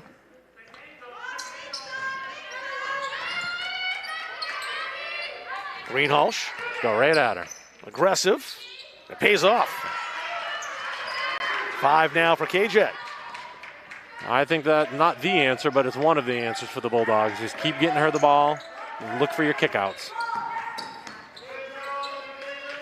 Maddie Ballard. Schmitz, no way inside. Drillin will try her luck. Medor stays right with her. Like this battle. Great play by Greenhalgh. Didn't get rid of that. That was close. That looked awkward, but yeah, got rid of the basketball. Nice Excellent find. pass. Platt hits and she'll go to the line. Great look by Wills. Had her head up the entire time. And who was that? Platt? It was. Yeah, Platt. Nice, finishing through contact. Maddie Ballard. Oh, take that back. It's Gabby Green on the foul. And that would be her third.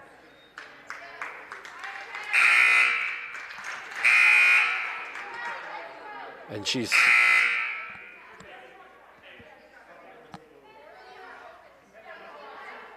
Now here we got the replay. Yeah, you see Platt gather right there. Yep, the foul's on 25, Maddie Ballard. I thought so at first. Yeah, that makes more sense. So Green only has 2 fouls, so that's big for Maranacook. And Maddie Ballard gets the other one. I think it's just 1 on her. And Platt can't bury the extra shots.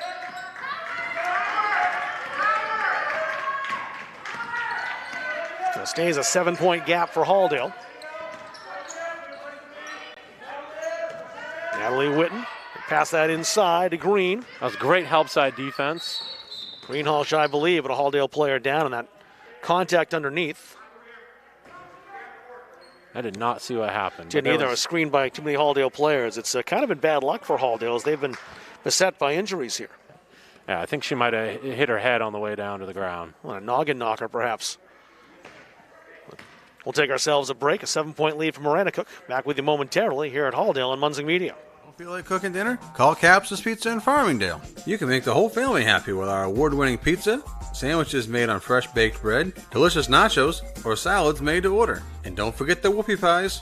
We pride ourselves on fast, friendly service and an overall experience that's better than you might expect from a pizza place. So order Capsa's tonight. Pick it up, have it delivered, or enjoy our dining room. Give us a call at 582-0522 or enjoy the convenience of online ordering at capsaspizza.com. Junior Trojan Football and Cheering would like to thank Maine Athletic Fundraising for allowing us to build this beautiful facility. We raised $18,000 in our first year with Maine Athletic Fundraising, $28,000 last year, and we hope to top that again this year.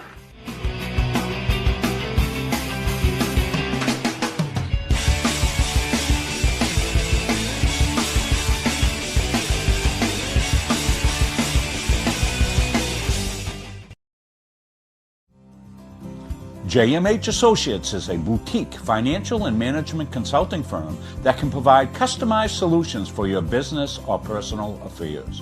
We can provide management expertise to your small business, personal financial guidance, and organizational structure for your personal and business needs. This will allow for better communication and execution with your other financial partners. We help. Lily Platt was the injured Halldale player. She's off on the sideline, walked off under her own power. That's good news. Just collided with the Maranacook player's head. Incidental, but it hurts. Yeah. Oh, great play by Kubicki to Sky. Can she finish it? Not quite. Reason why is Wills got back in defense. Yeah, great hustle. Great hustle by the Bulldogs. Get back on that. Wills wants it all. Not that time. Schmidt the rebounds. Frenetic pace all of a sudden here. Witten for 3. It's short. Kubicki throws it away. Maddie Ballard couldn't gather it in. That was 1 on 3 for Wills last time down. I love her being aggressive. That's what I thought she should have done at the beginning of the half. Maybe one less dribble on that. A nice balanced jump shot, kind of like we saw Drillin do earlier in the game. That's probably would have been best served there. We got Green out of the game now. They should be going inside of Greenhalgh right now. See what they'll try to do. Oh, she's got forearmed in the back. And she traveled first. Trying to make that shot over Maddie Ballard. It was not successful. Yep, and that's just an experience thing, a coordination thing.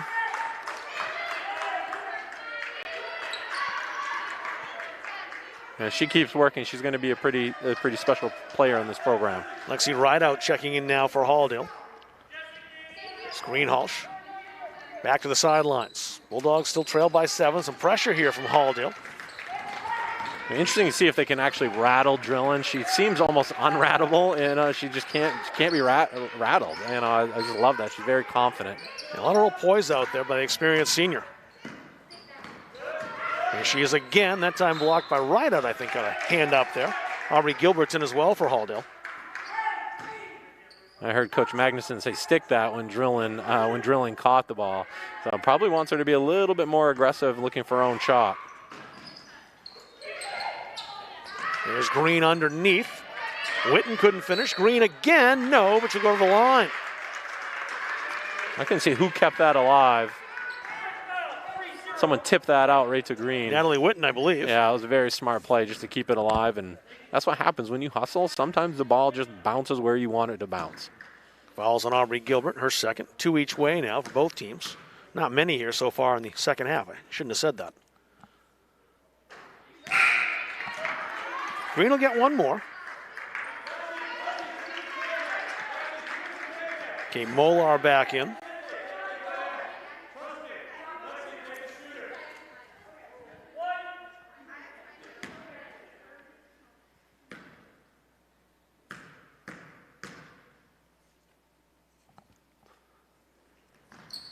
And Green, no luck either time. Great rebound. That was the freshman, Aubrey Gilbert. Speaking of freshman, Medor off balance, tried to save it. And right to Green. Oh, great pass through the paint. Second chance, no, but Kubicki will be fouled and go to the line. She had a great JV game and has 4 points here in the varsity contest. Yeah, the Black Bears just keep rolling people into this game that go in and make an immediate impact in so many different areas that may not show up in the box score. Fouls on Lexi Rideout. Kubicki with one more. Black Bears now 5 for 11 from the line. Neither team's shot particularly well from the charity stripe. No, they haven't. One thing that we always teach our players is that every foul shot you take a visibly deep breath when you catch the ball. That way everyone in the gym is kind of reassured. They see how confident you are, and sometimes that's all you need to kind of reestablish your own confidence. Rideout set the screen to free up Medor. Trepanier has Ella Schmidt right there with her, takes it anyway. Schmidt made contact with both the body and the basketball. That sends Trepanier to the line.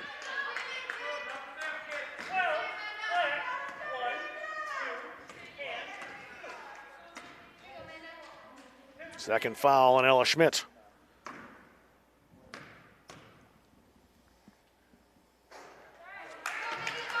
And the woes at the stripe continue. Iris Ireland, Moira O'Connor back in for Halldale.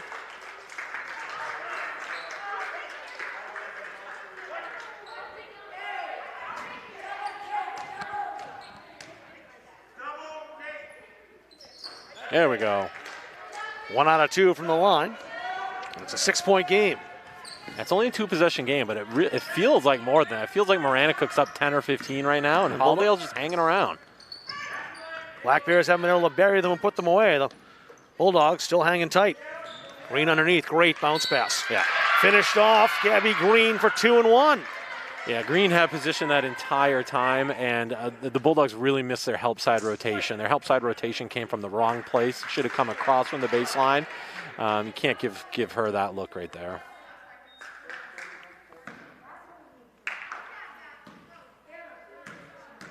Well, they said 10 or 12 on the foul. It was Moira O'Connor. Her first. That won't drop. You can see right here, so the help side should have come from the opposite block right there. She should have been sitting on Green's backside so that if Green was to catch the ball, she would have been running right into that second defender there. Kate Molar picked up her second foul on that loose ball on the rebound. Each team now with 4 fouls here in the second half. 1:25 remaining in this third quarter. Wills Takes a tough shot and makes it. You said you wanted to see her be aggressive, and she was right there. Yeah, she just needs to continue doing that. She's been getting the defender on her hip, and that's when you're a guard, you get a defender on your hip. You gotta be aggressive. And a Drillins foul is her first. Yeah, she definitely earned this foul shot here. That was a tough make. Let's see if she can reward herself. She can. It's a 5-point game. Aiden Medor checking back in for KK Wills. 3 big points. Yeah. She did her job. Yeah, you can see she just kind of slid right between the two defenders right there and tossed it up with her left hand.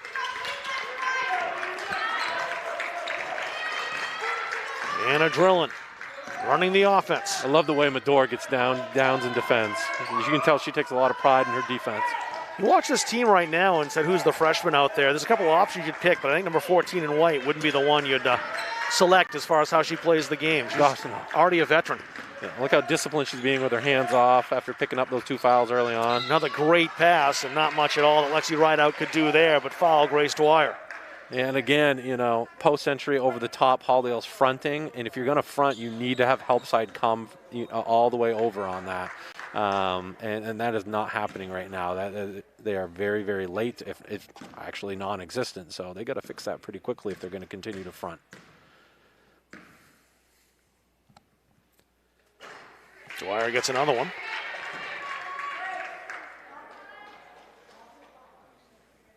Maranacook now 5 for 14 from the line, which is very uncharacteristic for them.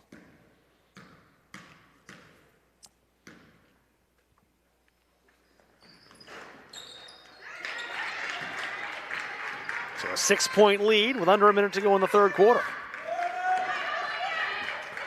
O'Connor wide open, will take that. It's a little too strong. Yeah, attack the basket on that. I think you can get that 15, 18-foot jumper whenever you want. Look out, it's Molar again. Very dangerous from three-point land. She's already got a couple of three-point buckets. Not that time. 30 seconds and counting. 32, actually. Bullet past her Panier. Stolen away. Really tough one to force. Yeah, there was nothing there. I'm not sure quite what she saw. Coach was saying, slow it down. Probably wanted the last shot. That's the thing, late in the quarter. They gave the opportunity to the Black Bears. The Bulldogs get it back, though. Ooh. Gabby Green called for the foul, I think. Yeah, that's a tough call there. That's 3 on Green, if so. It is. Yeah, I would be getting Greenhalgh in the game going right at her right now if they leave her in. Oh, it says it's only her second, actually. Okay, just 2 on her. I thought it was 3. All right. I gave her an extra one someplace. Medor fronted right away by Gabby Green. That was a great hedge on that screen. Foul called. Molar potentially 3-on-3 violence. Molar number 3, Iris Ireland number 3. It's a 1-and-1 for Halldale. I called that on Green. They did get that on Green.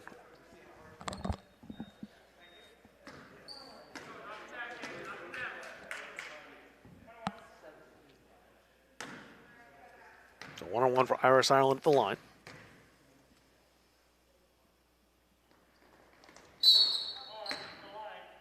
There was a lane violation. Yeah. Well, Green's checking out, so she's probably not going to be starting the next quarter either. So I'd probably start that fourth quarter with Greenhalgh and really just trying to bury them inside until Green comes back into the game. Kaylee Kubicki, the sophomore, came in. Very dependable off the bench, though. Right up with it. Stolen away. Got to get the shot away. Right out did, I believe. She should go to the line.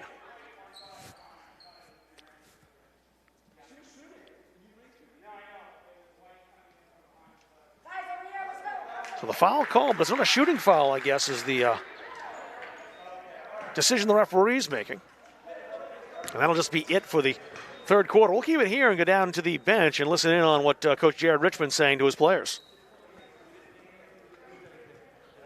So listen, this is where we got to lock in. We're going to come out. Hey, it's their ball. We're going to be diamond into 13 on a make. Diamond into 13 on a make. They're going to start taking the air out of the basketball and go 4 corners. Okay, because that tells me that they're scared right now. Okay, you guys are taking it to them. We've got to do a better job of rebounding. And then, hey, board, listen, on Falcon, I told you guys I told you guys at halftime that what was going to open up the more we ran Falcon, this backdoor cut, okay? So as we come over, bubble, and then it's going to be here. It's not going to be this roller. And then, hey, we get it here, and you don't have anywhere to go, then it's Oreo. A cut with purpose. Okay. Yes, take your time rolling on that. Okay, listen. Yeah, go, hey, attack them. All right? Hey, if you're going to cut, okay? Oh, well, then we got to have a better read. Here we go. Hey, energy, let's go. 6-point game. Family on 3. 1, 2, 3. Family! It's KJ Greenhalgh in there kind of helping out the instructions on that play as well. Just a freshman taking charge a little bit. Yeah, you absolutely love to see that. Looks like coach is going to be changing up his defense, something that we do. We change up our defense after every timeout, every quarter break. So look for some pressure. Spruce Mountain and Halldale coming at you on Tuesday right here from the Penny Gymnasium. Doesn't get any easier for the Bulldogs. Second straight Class B opponents, this time from the MVC and their fellow conference mates. Molar threw that between her two teammates. It's Halldale basketball. A 6-point game. You're right, it seems like the Bulldogs will be down by more. I think the big reason why is Maranacook just from the line has left 9 points there. Yeah, so the Bulldogs really just need to take advantage of that. You know, just keep getting back to the line. They're in the bonus. Mador. Ooh. 3 rims outs. Ireland the rebound. Halldale can try it again. Ireland plays so much bigger than she is. Listed at 5'7", you're right. She gets rebounds. Was the 4th leading rebounder in the MVC last year. Defense again at it from Maranacook as they make another steal. Natalie Witten for 3, rattles home. She must have the green light. A 3-pointer on a fast break like that in a 2-possession game in the 4th quarter. Good for her, wow. We'll see why if she does. 9-point game now. Here's Mador to answer back and does. That was a great take. I think she has that ability almost every time down. She's an exceptional athlete. Witten just made that 3. Black Bears with a couple of threes. 3, in fact. Halldale with a steal. Mador again. Nice Great little pass. no-look bounce pass to Wills. Karen Magnuson wants a timeout over the Black Bear bench. It's a 5-point game again. We'll see the replay.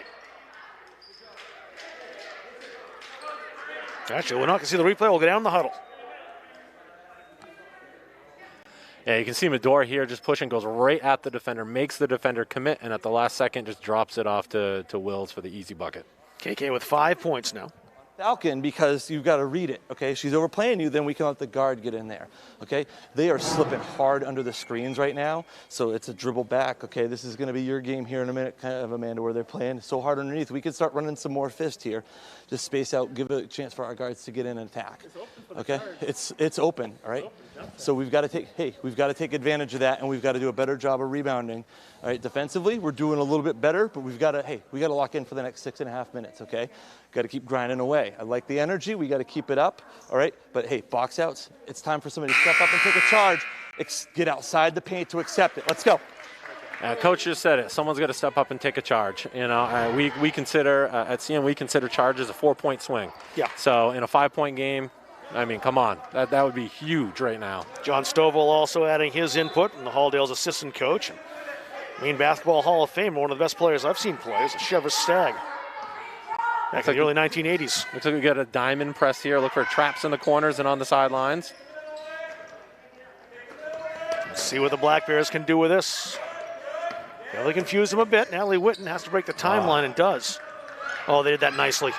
Yeah. Real well for Molar to finish. Yeah, Platt kind of froze back there. That diagonal pass, she should have gone and got, and then she didn't. She got kind of caught in between and opened up that wide open layup. Baker trying to go baseline. Dwyer sends her packing. Ireland sets the screen for Wills. Black Bears wise to it. Baker. Lily Platt back in the contest after taking that tumble earlier. Glad she's okay. Platt has it here.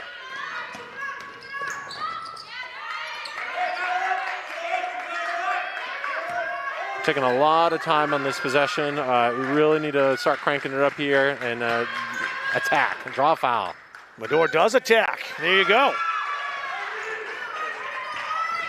Yeah, I think that's the answer. With Greenhalgh on the bench, you want to go with Medor. I mean, she's one of the few that can create for herself on a consistent basis. She's got 8. Was out muscled by Molar there. Oh, they had their opportunity for a charge right there. Yeah, Molar took advantage. Kate Molar now with 11 points. She leads all scorers. Now she scratched that note. Gabby Green has 14. She's not on my score sheet right now. She's not in the contest, sitting with those fouls. Bulldogs down 7. I almost think they need to go 5 out or something. Create a little bit more space for their guards. Forced to Ireland, deflected. Black Bears have it again. Dwyer. Outside, long 3. A little bit out of Molar's range, but they got the rebound. Putback won't go. Ella Schmidt was right there and couldn't come any closer to scoring than she did. That was a heck of a play by Green to keep that alive. Not the look the Black Bears wanted, though. Medor, bouncer underneath to Ireland for 2. Medor just continues to create. You know, I would get her the ball on the wing and clear out that side and let her figure it out. She's quickly become the team leader, really one of them as far as the offense is concerned. Yeah, that was a moving screen right there.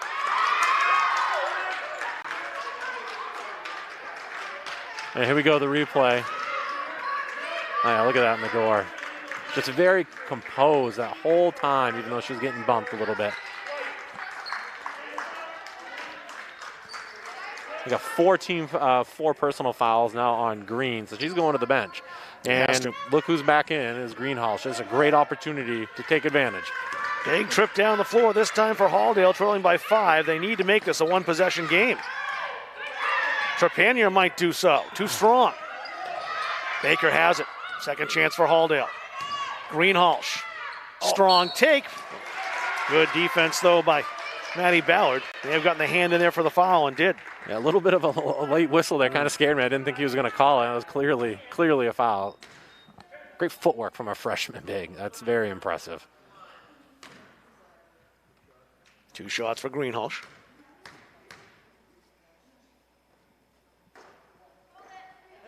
She gets 1 more. Bulldogs below 50% today as well, 8 for 17.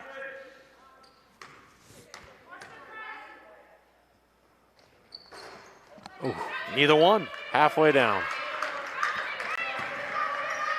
That's an opportunity for Halldale they might regret. We'll see how much now. Drilling wide. They get the ball back. Yeah, you know, last two possessions, you know, 2 quick threes by Maranacook. Probably not what Coach Magnuson wants to see. Probably wants them to attack, you know, get some easy baskets, kill some clock, but plays right into the hands of the Bulldogs. Got to take advantage, though. We'll see. Greenhalgh traveled, yes. Yeah, she did. She traveled first. That was a really tough catch. Again, Wills came off that ball screen only looking for Greenhalgh. Wills had to come off that ball screen looking for her stuff first. Greenhalgh second. Grace Dwyer had plenty of time to break the press. Now the Black Bears, a little more patient. Schmidt thought about firing that up and didn't. Drilling, resetting. Calling out the instructions for her Black Bears team. Great screen by Maddie Ballard. Bulldogs picked it up, but a 3 on the way is good. Clutch from Grace Dwyer. Yeah, that was very, very clutch. Balance, she was shooting that whole, she knew she was shooting that before she even touched the ball. 7 for Dwyer, an 8-point lead. Greenhalgh to answer and does, and she'll go to the line. Every time we think, you know, the Black Bears are going to pull away, Halldale has an answer. Now they got to string together a few stops here. And there's the replay there. You know, Drillin just swings it wide open to Dwyer. Look at the emotion on the Black Bear bench, too. We love to see it. It's going to be a 5-point game if KJ Greenhalgh can cash this in.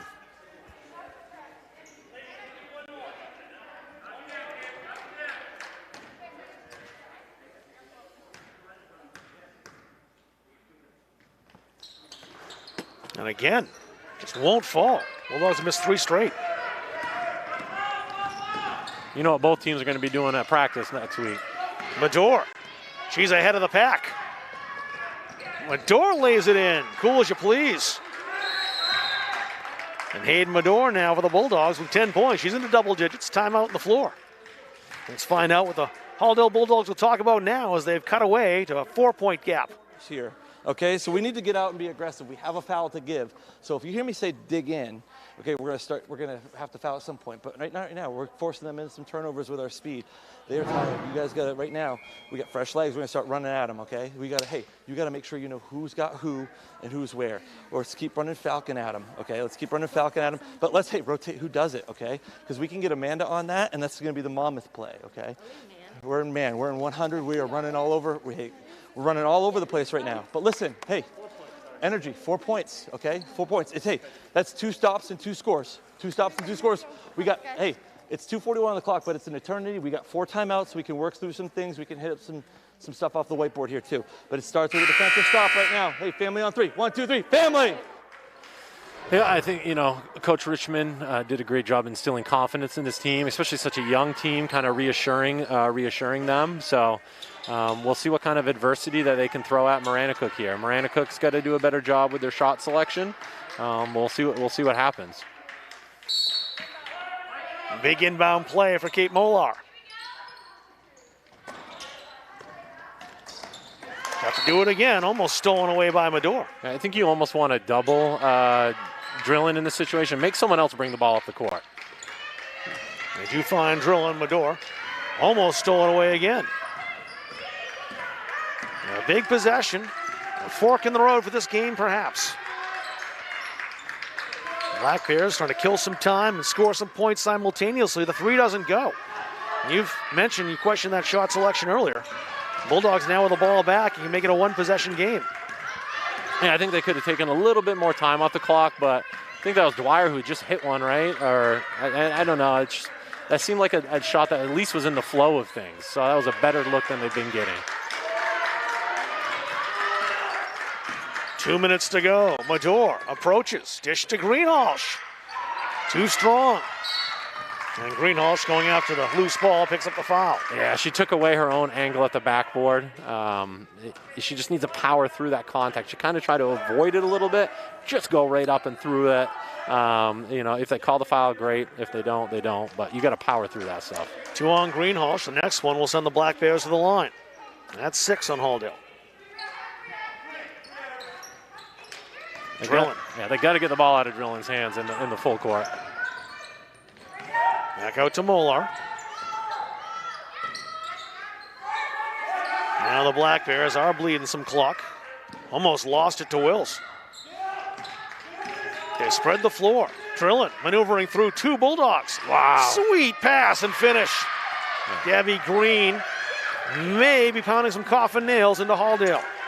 Yeah, kept her composure that whole time. The pressure was quite relentless on her. And then Green just cut to the basket at the right time. It was very pretty. Trepanier tried to feed Greenhalgh, stolen by Green. Bulldogs in all sorts of trouble now after foul, you'd think. They haven't done so yet. They've got a steal, though. Stolen right back by Dwyer. Yeah. The biggest sin in basketball is forcing a turnover and then giving it right back. Show the replay of this pass to Green. Yeah, Greenhalgh had to step up, no other option, and Green, the experienced leader that she is, was ready for it. You see a ponytail, you attack the ponytail to the basket, wide open layup. Love that bounce pass by Drillin, too, to find cutting Grace Dwyer, or Gabby Green, rather, excuse me. Dwyer's at the line now. The shot won't go. And we're still at a 2-possession game here. Bulldogs will need a 3 quickly, though, or at least a score quickly. They don't have to get 3 necessarily. They need to attack the basket hard. Yeah, there's not much time to waste. Yeah, 1 dribble layup right here. There's Greenhalgh. Yeah. And she drew the foul on Gabby Green. I believe that's Green's 5th. That's what I have.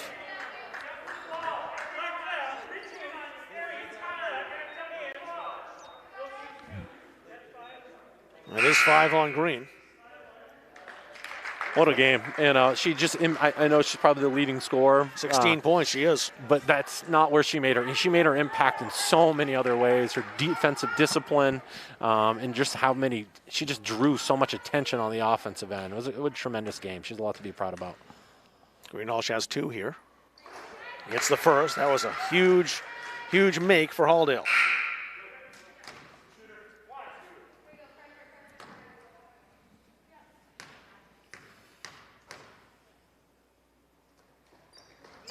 Hit them both. The Bulldogs still with some life. They get the ball back. And a 2-possession game remains. 4-point score. Going with a quicker lineup. They got Platt back in the game, but hopefully it's just offense to defense. Maybe Greenhall should be playing offense. It's every player's dream. And a foul. And a drill at the line.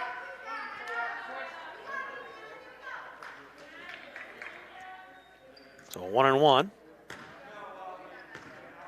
Again, I really think they need to just keep the ball out of her hands in the backcourt. They maybe double her, make someone else bring the ball up. And she hits the first. An experienced leader like her, such a great player. She's going to knock these down. She's all the confidence in the world. She's done this dozens and dozens of times. Got them both. We mentioned the free throw shooting has not been good in this game, but it's started to be late. There's ever a time to reverse a trend. It's right now in crunch time, last minute. A timeout call by the Bulldogs. They're down 6, 42.3 seconds to go. Let's listen in to what's being said down there in the Halldale sideline. Sideline. Once we get the ball in on sideline, okay, I want it to get to Amanda, okay? So listen, this is what we're going to set up, okay? So we got Amanda. All right, let's get KK here. All right, Lily and Iris are going to set this elevator screen. So Amanda, you're going to pass and cut through KK, okay? KK, you're going to have Hayden coming back in. We're going to reverse it. Amanda, you're coming right up to the left corner where you want it. So you're going to, you're going to be here to get reversal from KK. You got to dribble over a little bit. Okay. Amanda, you got to come up. It's a good hard screen here. This is the shot Amanda wants, right? Okay, so let's get it to her. Okay, you guys got it? Here we go. Hey. It's for Amanda, okay? It's for Amanda, but it's reversal through you, okay? Hey, family on 3. 1, 2, 3. Family!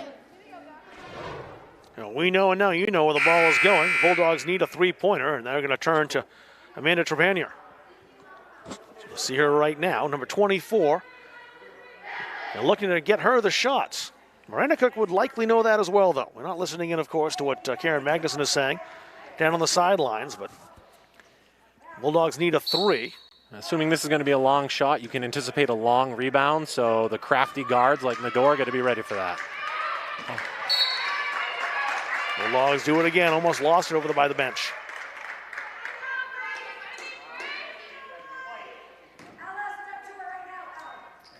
Trepanier with it, she'll take that 3 right from there. Looked good, but missed. Loose on the floor, still loose and tied up. Who's got the arrow? Halldale does. Nice. Good hustle. Ireland just Superman dove on that. 30 ticks of the clock left. The Bulldogs need that hoop if they want to stay in this game.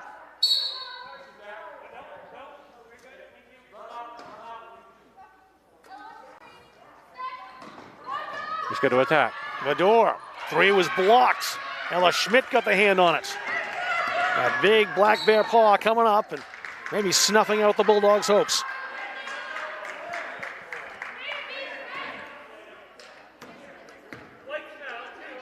And not the person that the Bulldogs want to see on the line, Anna Drillin. No, again, it's not. Just knocked down 2. Cool, calm, and collected senior point guard. This is what she's meant to do as a point guard.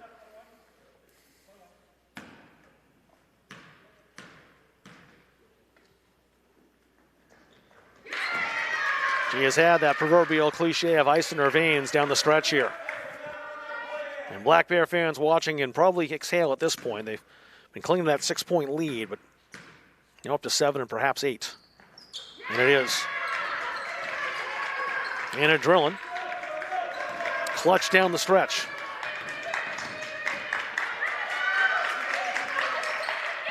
Maranacook about to win their 4th game of the season, 4th in a row, in fact. They lost their opener to Erskine Academy. They avenged that last night, beating the Eagles in the return match, the Bulldogs. A tough Eagles team, too. Very good Eagles team. Trepanier stepped on the sideline. That turns it back over. Halldale will fall to 2-3 on the year. Losses to Monmouth, Winthrop, and now Maranacook. An impressive win for Maranacook. Come on, any road win you get makes coach happy. So, and obviously this could have been a win by a lot more if they had hit more of their foul shots, but they hit their foul shots when they needed to down the stretch. Bulldogs hang tough in this contest, though, too. Lily Platt not ready to concede. Missed the shot, and that'll do it. It's a 51-43 final. Maranacook never trailed in this game, but didn't trail at all, I don't believe, save for a couple of times and kind of had to hold the Bulldogs off, though, who really made it tough on them, but they do prevail. 8 points, 51-43 is our final. We'll step aside and take a break, come back and recap this contest here. Just the first half of our doubleheader today. Boys action coming up later on tonight. Maranacook wins both girls contests, though. We'll talk about that next on Munzing Media. Feel like cooking dinner? Call Caps's Pizza in Farmingdale. You can make the whole family happy with our award-winning pizza, sandwiches made on fresh baked bread, delicious nachos, or salads made to order. And don't forget the whoopie pies. We pride ourselves on fast, friendly service and an overall experience that's better than you might expect from a pizza place. So order Caps's tonight. Pick it up, have it delivered, or enjoy our dining room. Give us a call at 582-0522 or enjoy the convenience of online ordering at capsuspizza.com. Caps's Pizza player of the game today. Thank them for their sponsorship. The folks down in Farmingdale at Caps's Pizza giving a free 10-inch one-topping pizza to the Halldale player, judged to be the player of the game. And today, that'll be Hayden Medore, 10 points, but also did a lot more out there than just score points. Yeah, I just thought she was everywhere. Her defensive presence, she impacted the game in so many ways. And as a freshman, I would have never guessed that she was just a first-year varsity player. She plays with the experience and tenacity and intensity of a veteran leader. Bulldogs had some chances in this contest, came close. Maranacook, though, maybe a little more experience. This is a team with some seniors on it, a lot of depth overall. Young Bulldogs team kind of learning from a contest like this one. Yeah, I think Maranacook had quite a few opportunities to pull away, and Halldale just didn't let that happen. They just kind of dug their heels in, and they just hung around, and gave them a chance to make it interesting late in the game. And a couple balls bounce a different direction. Who knows what happens? Individual scoring looks like this. Gabby Green led the way for all players with 16 points. She led the Black Bears. Kate Muller with 11 points today. Grace Dwyer with 7.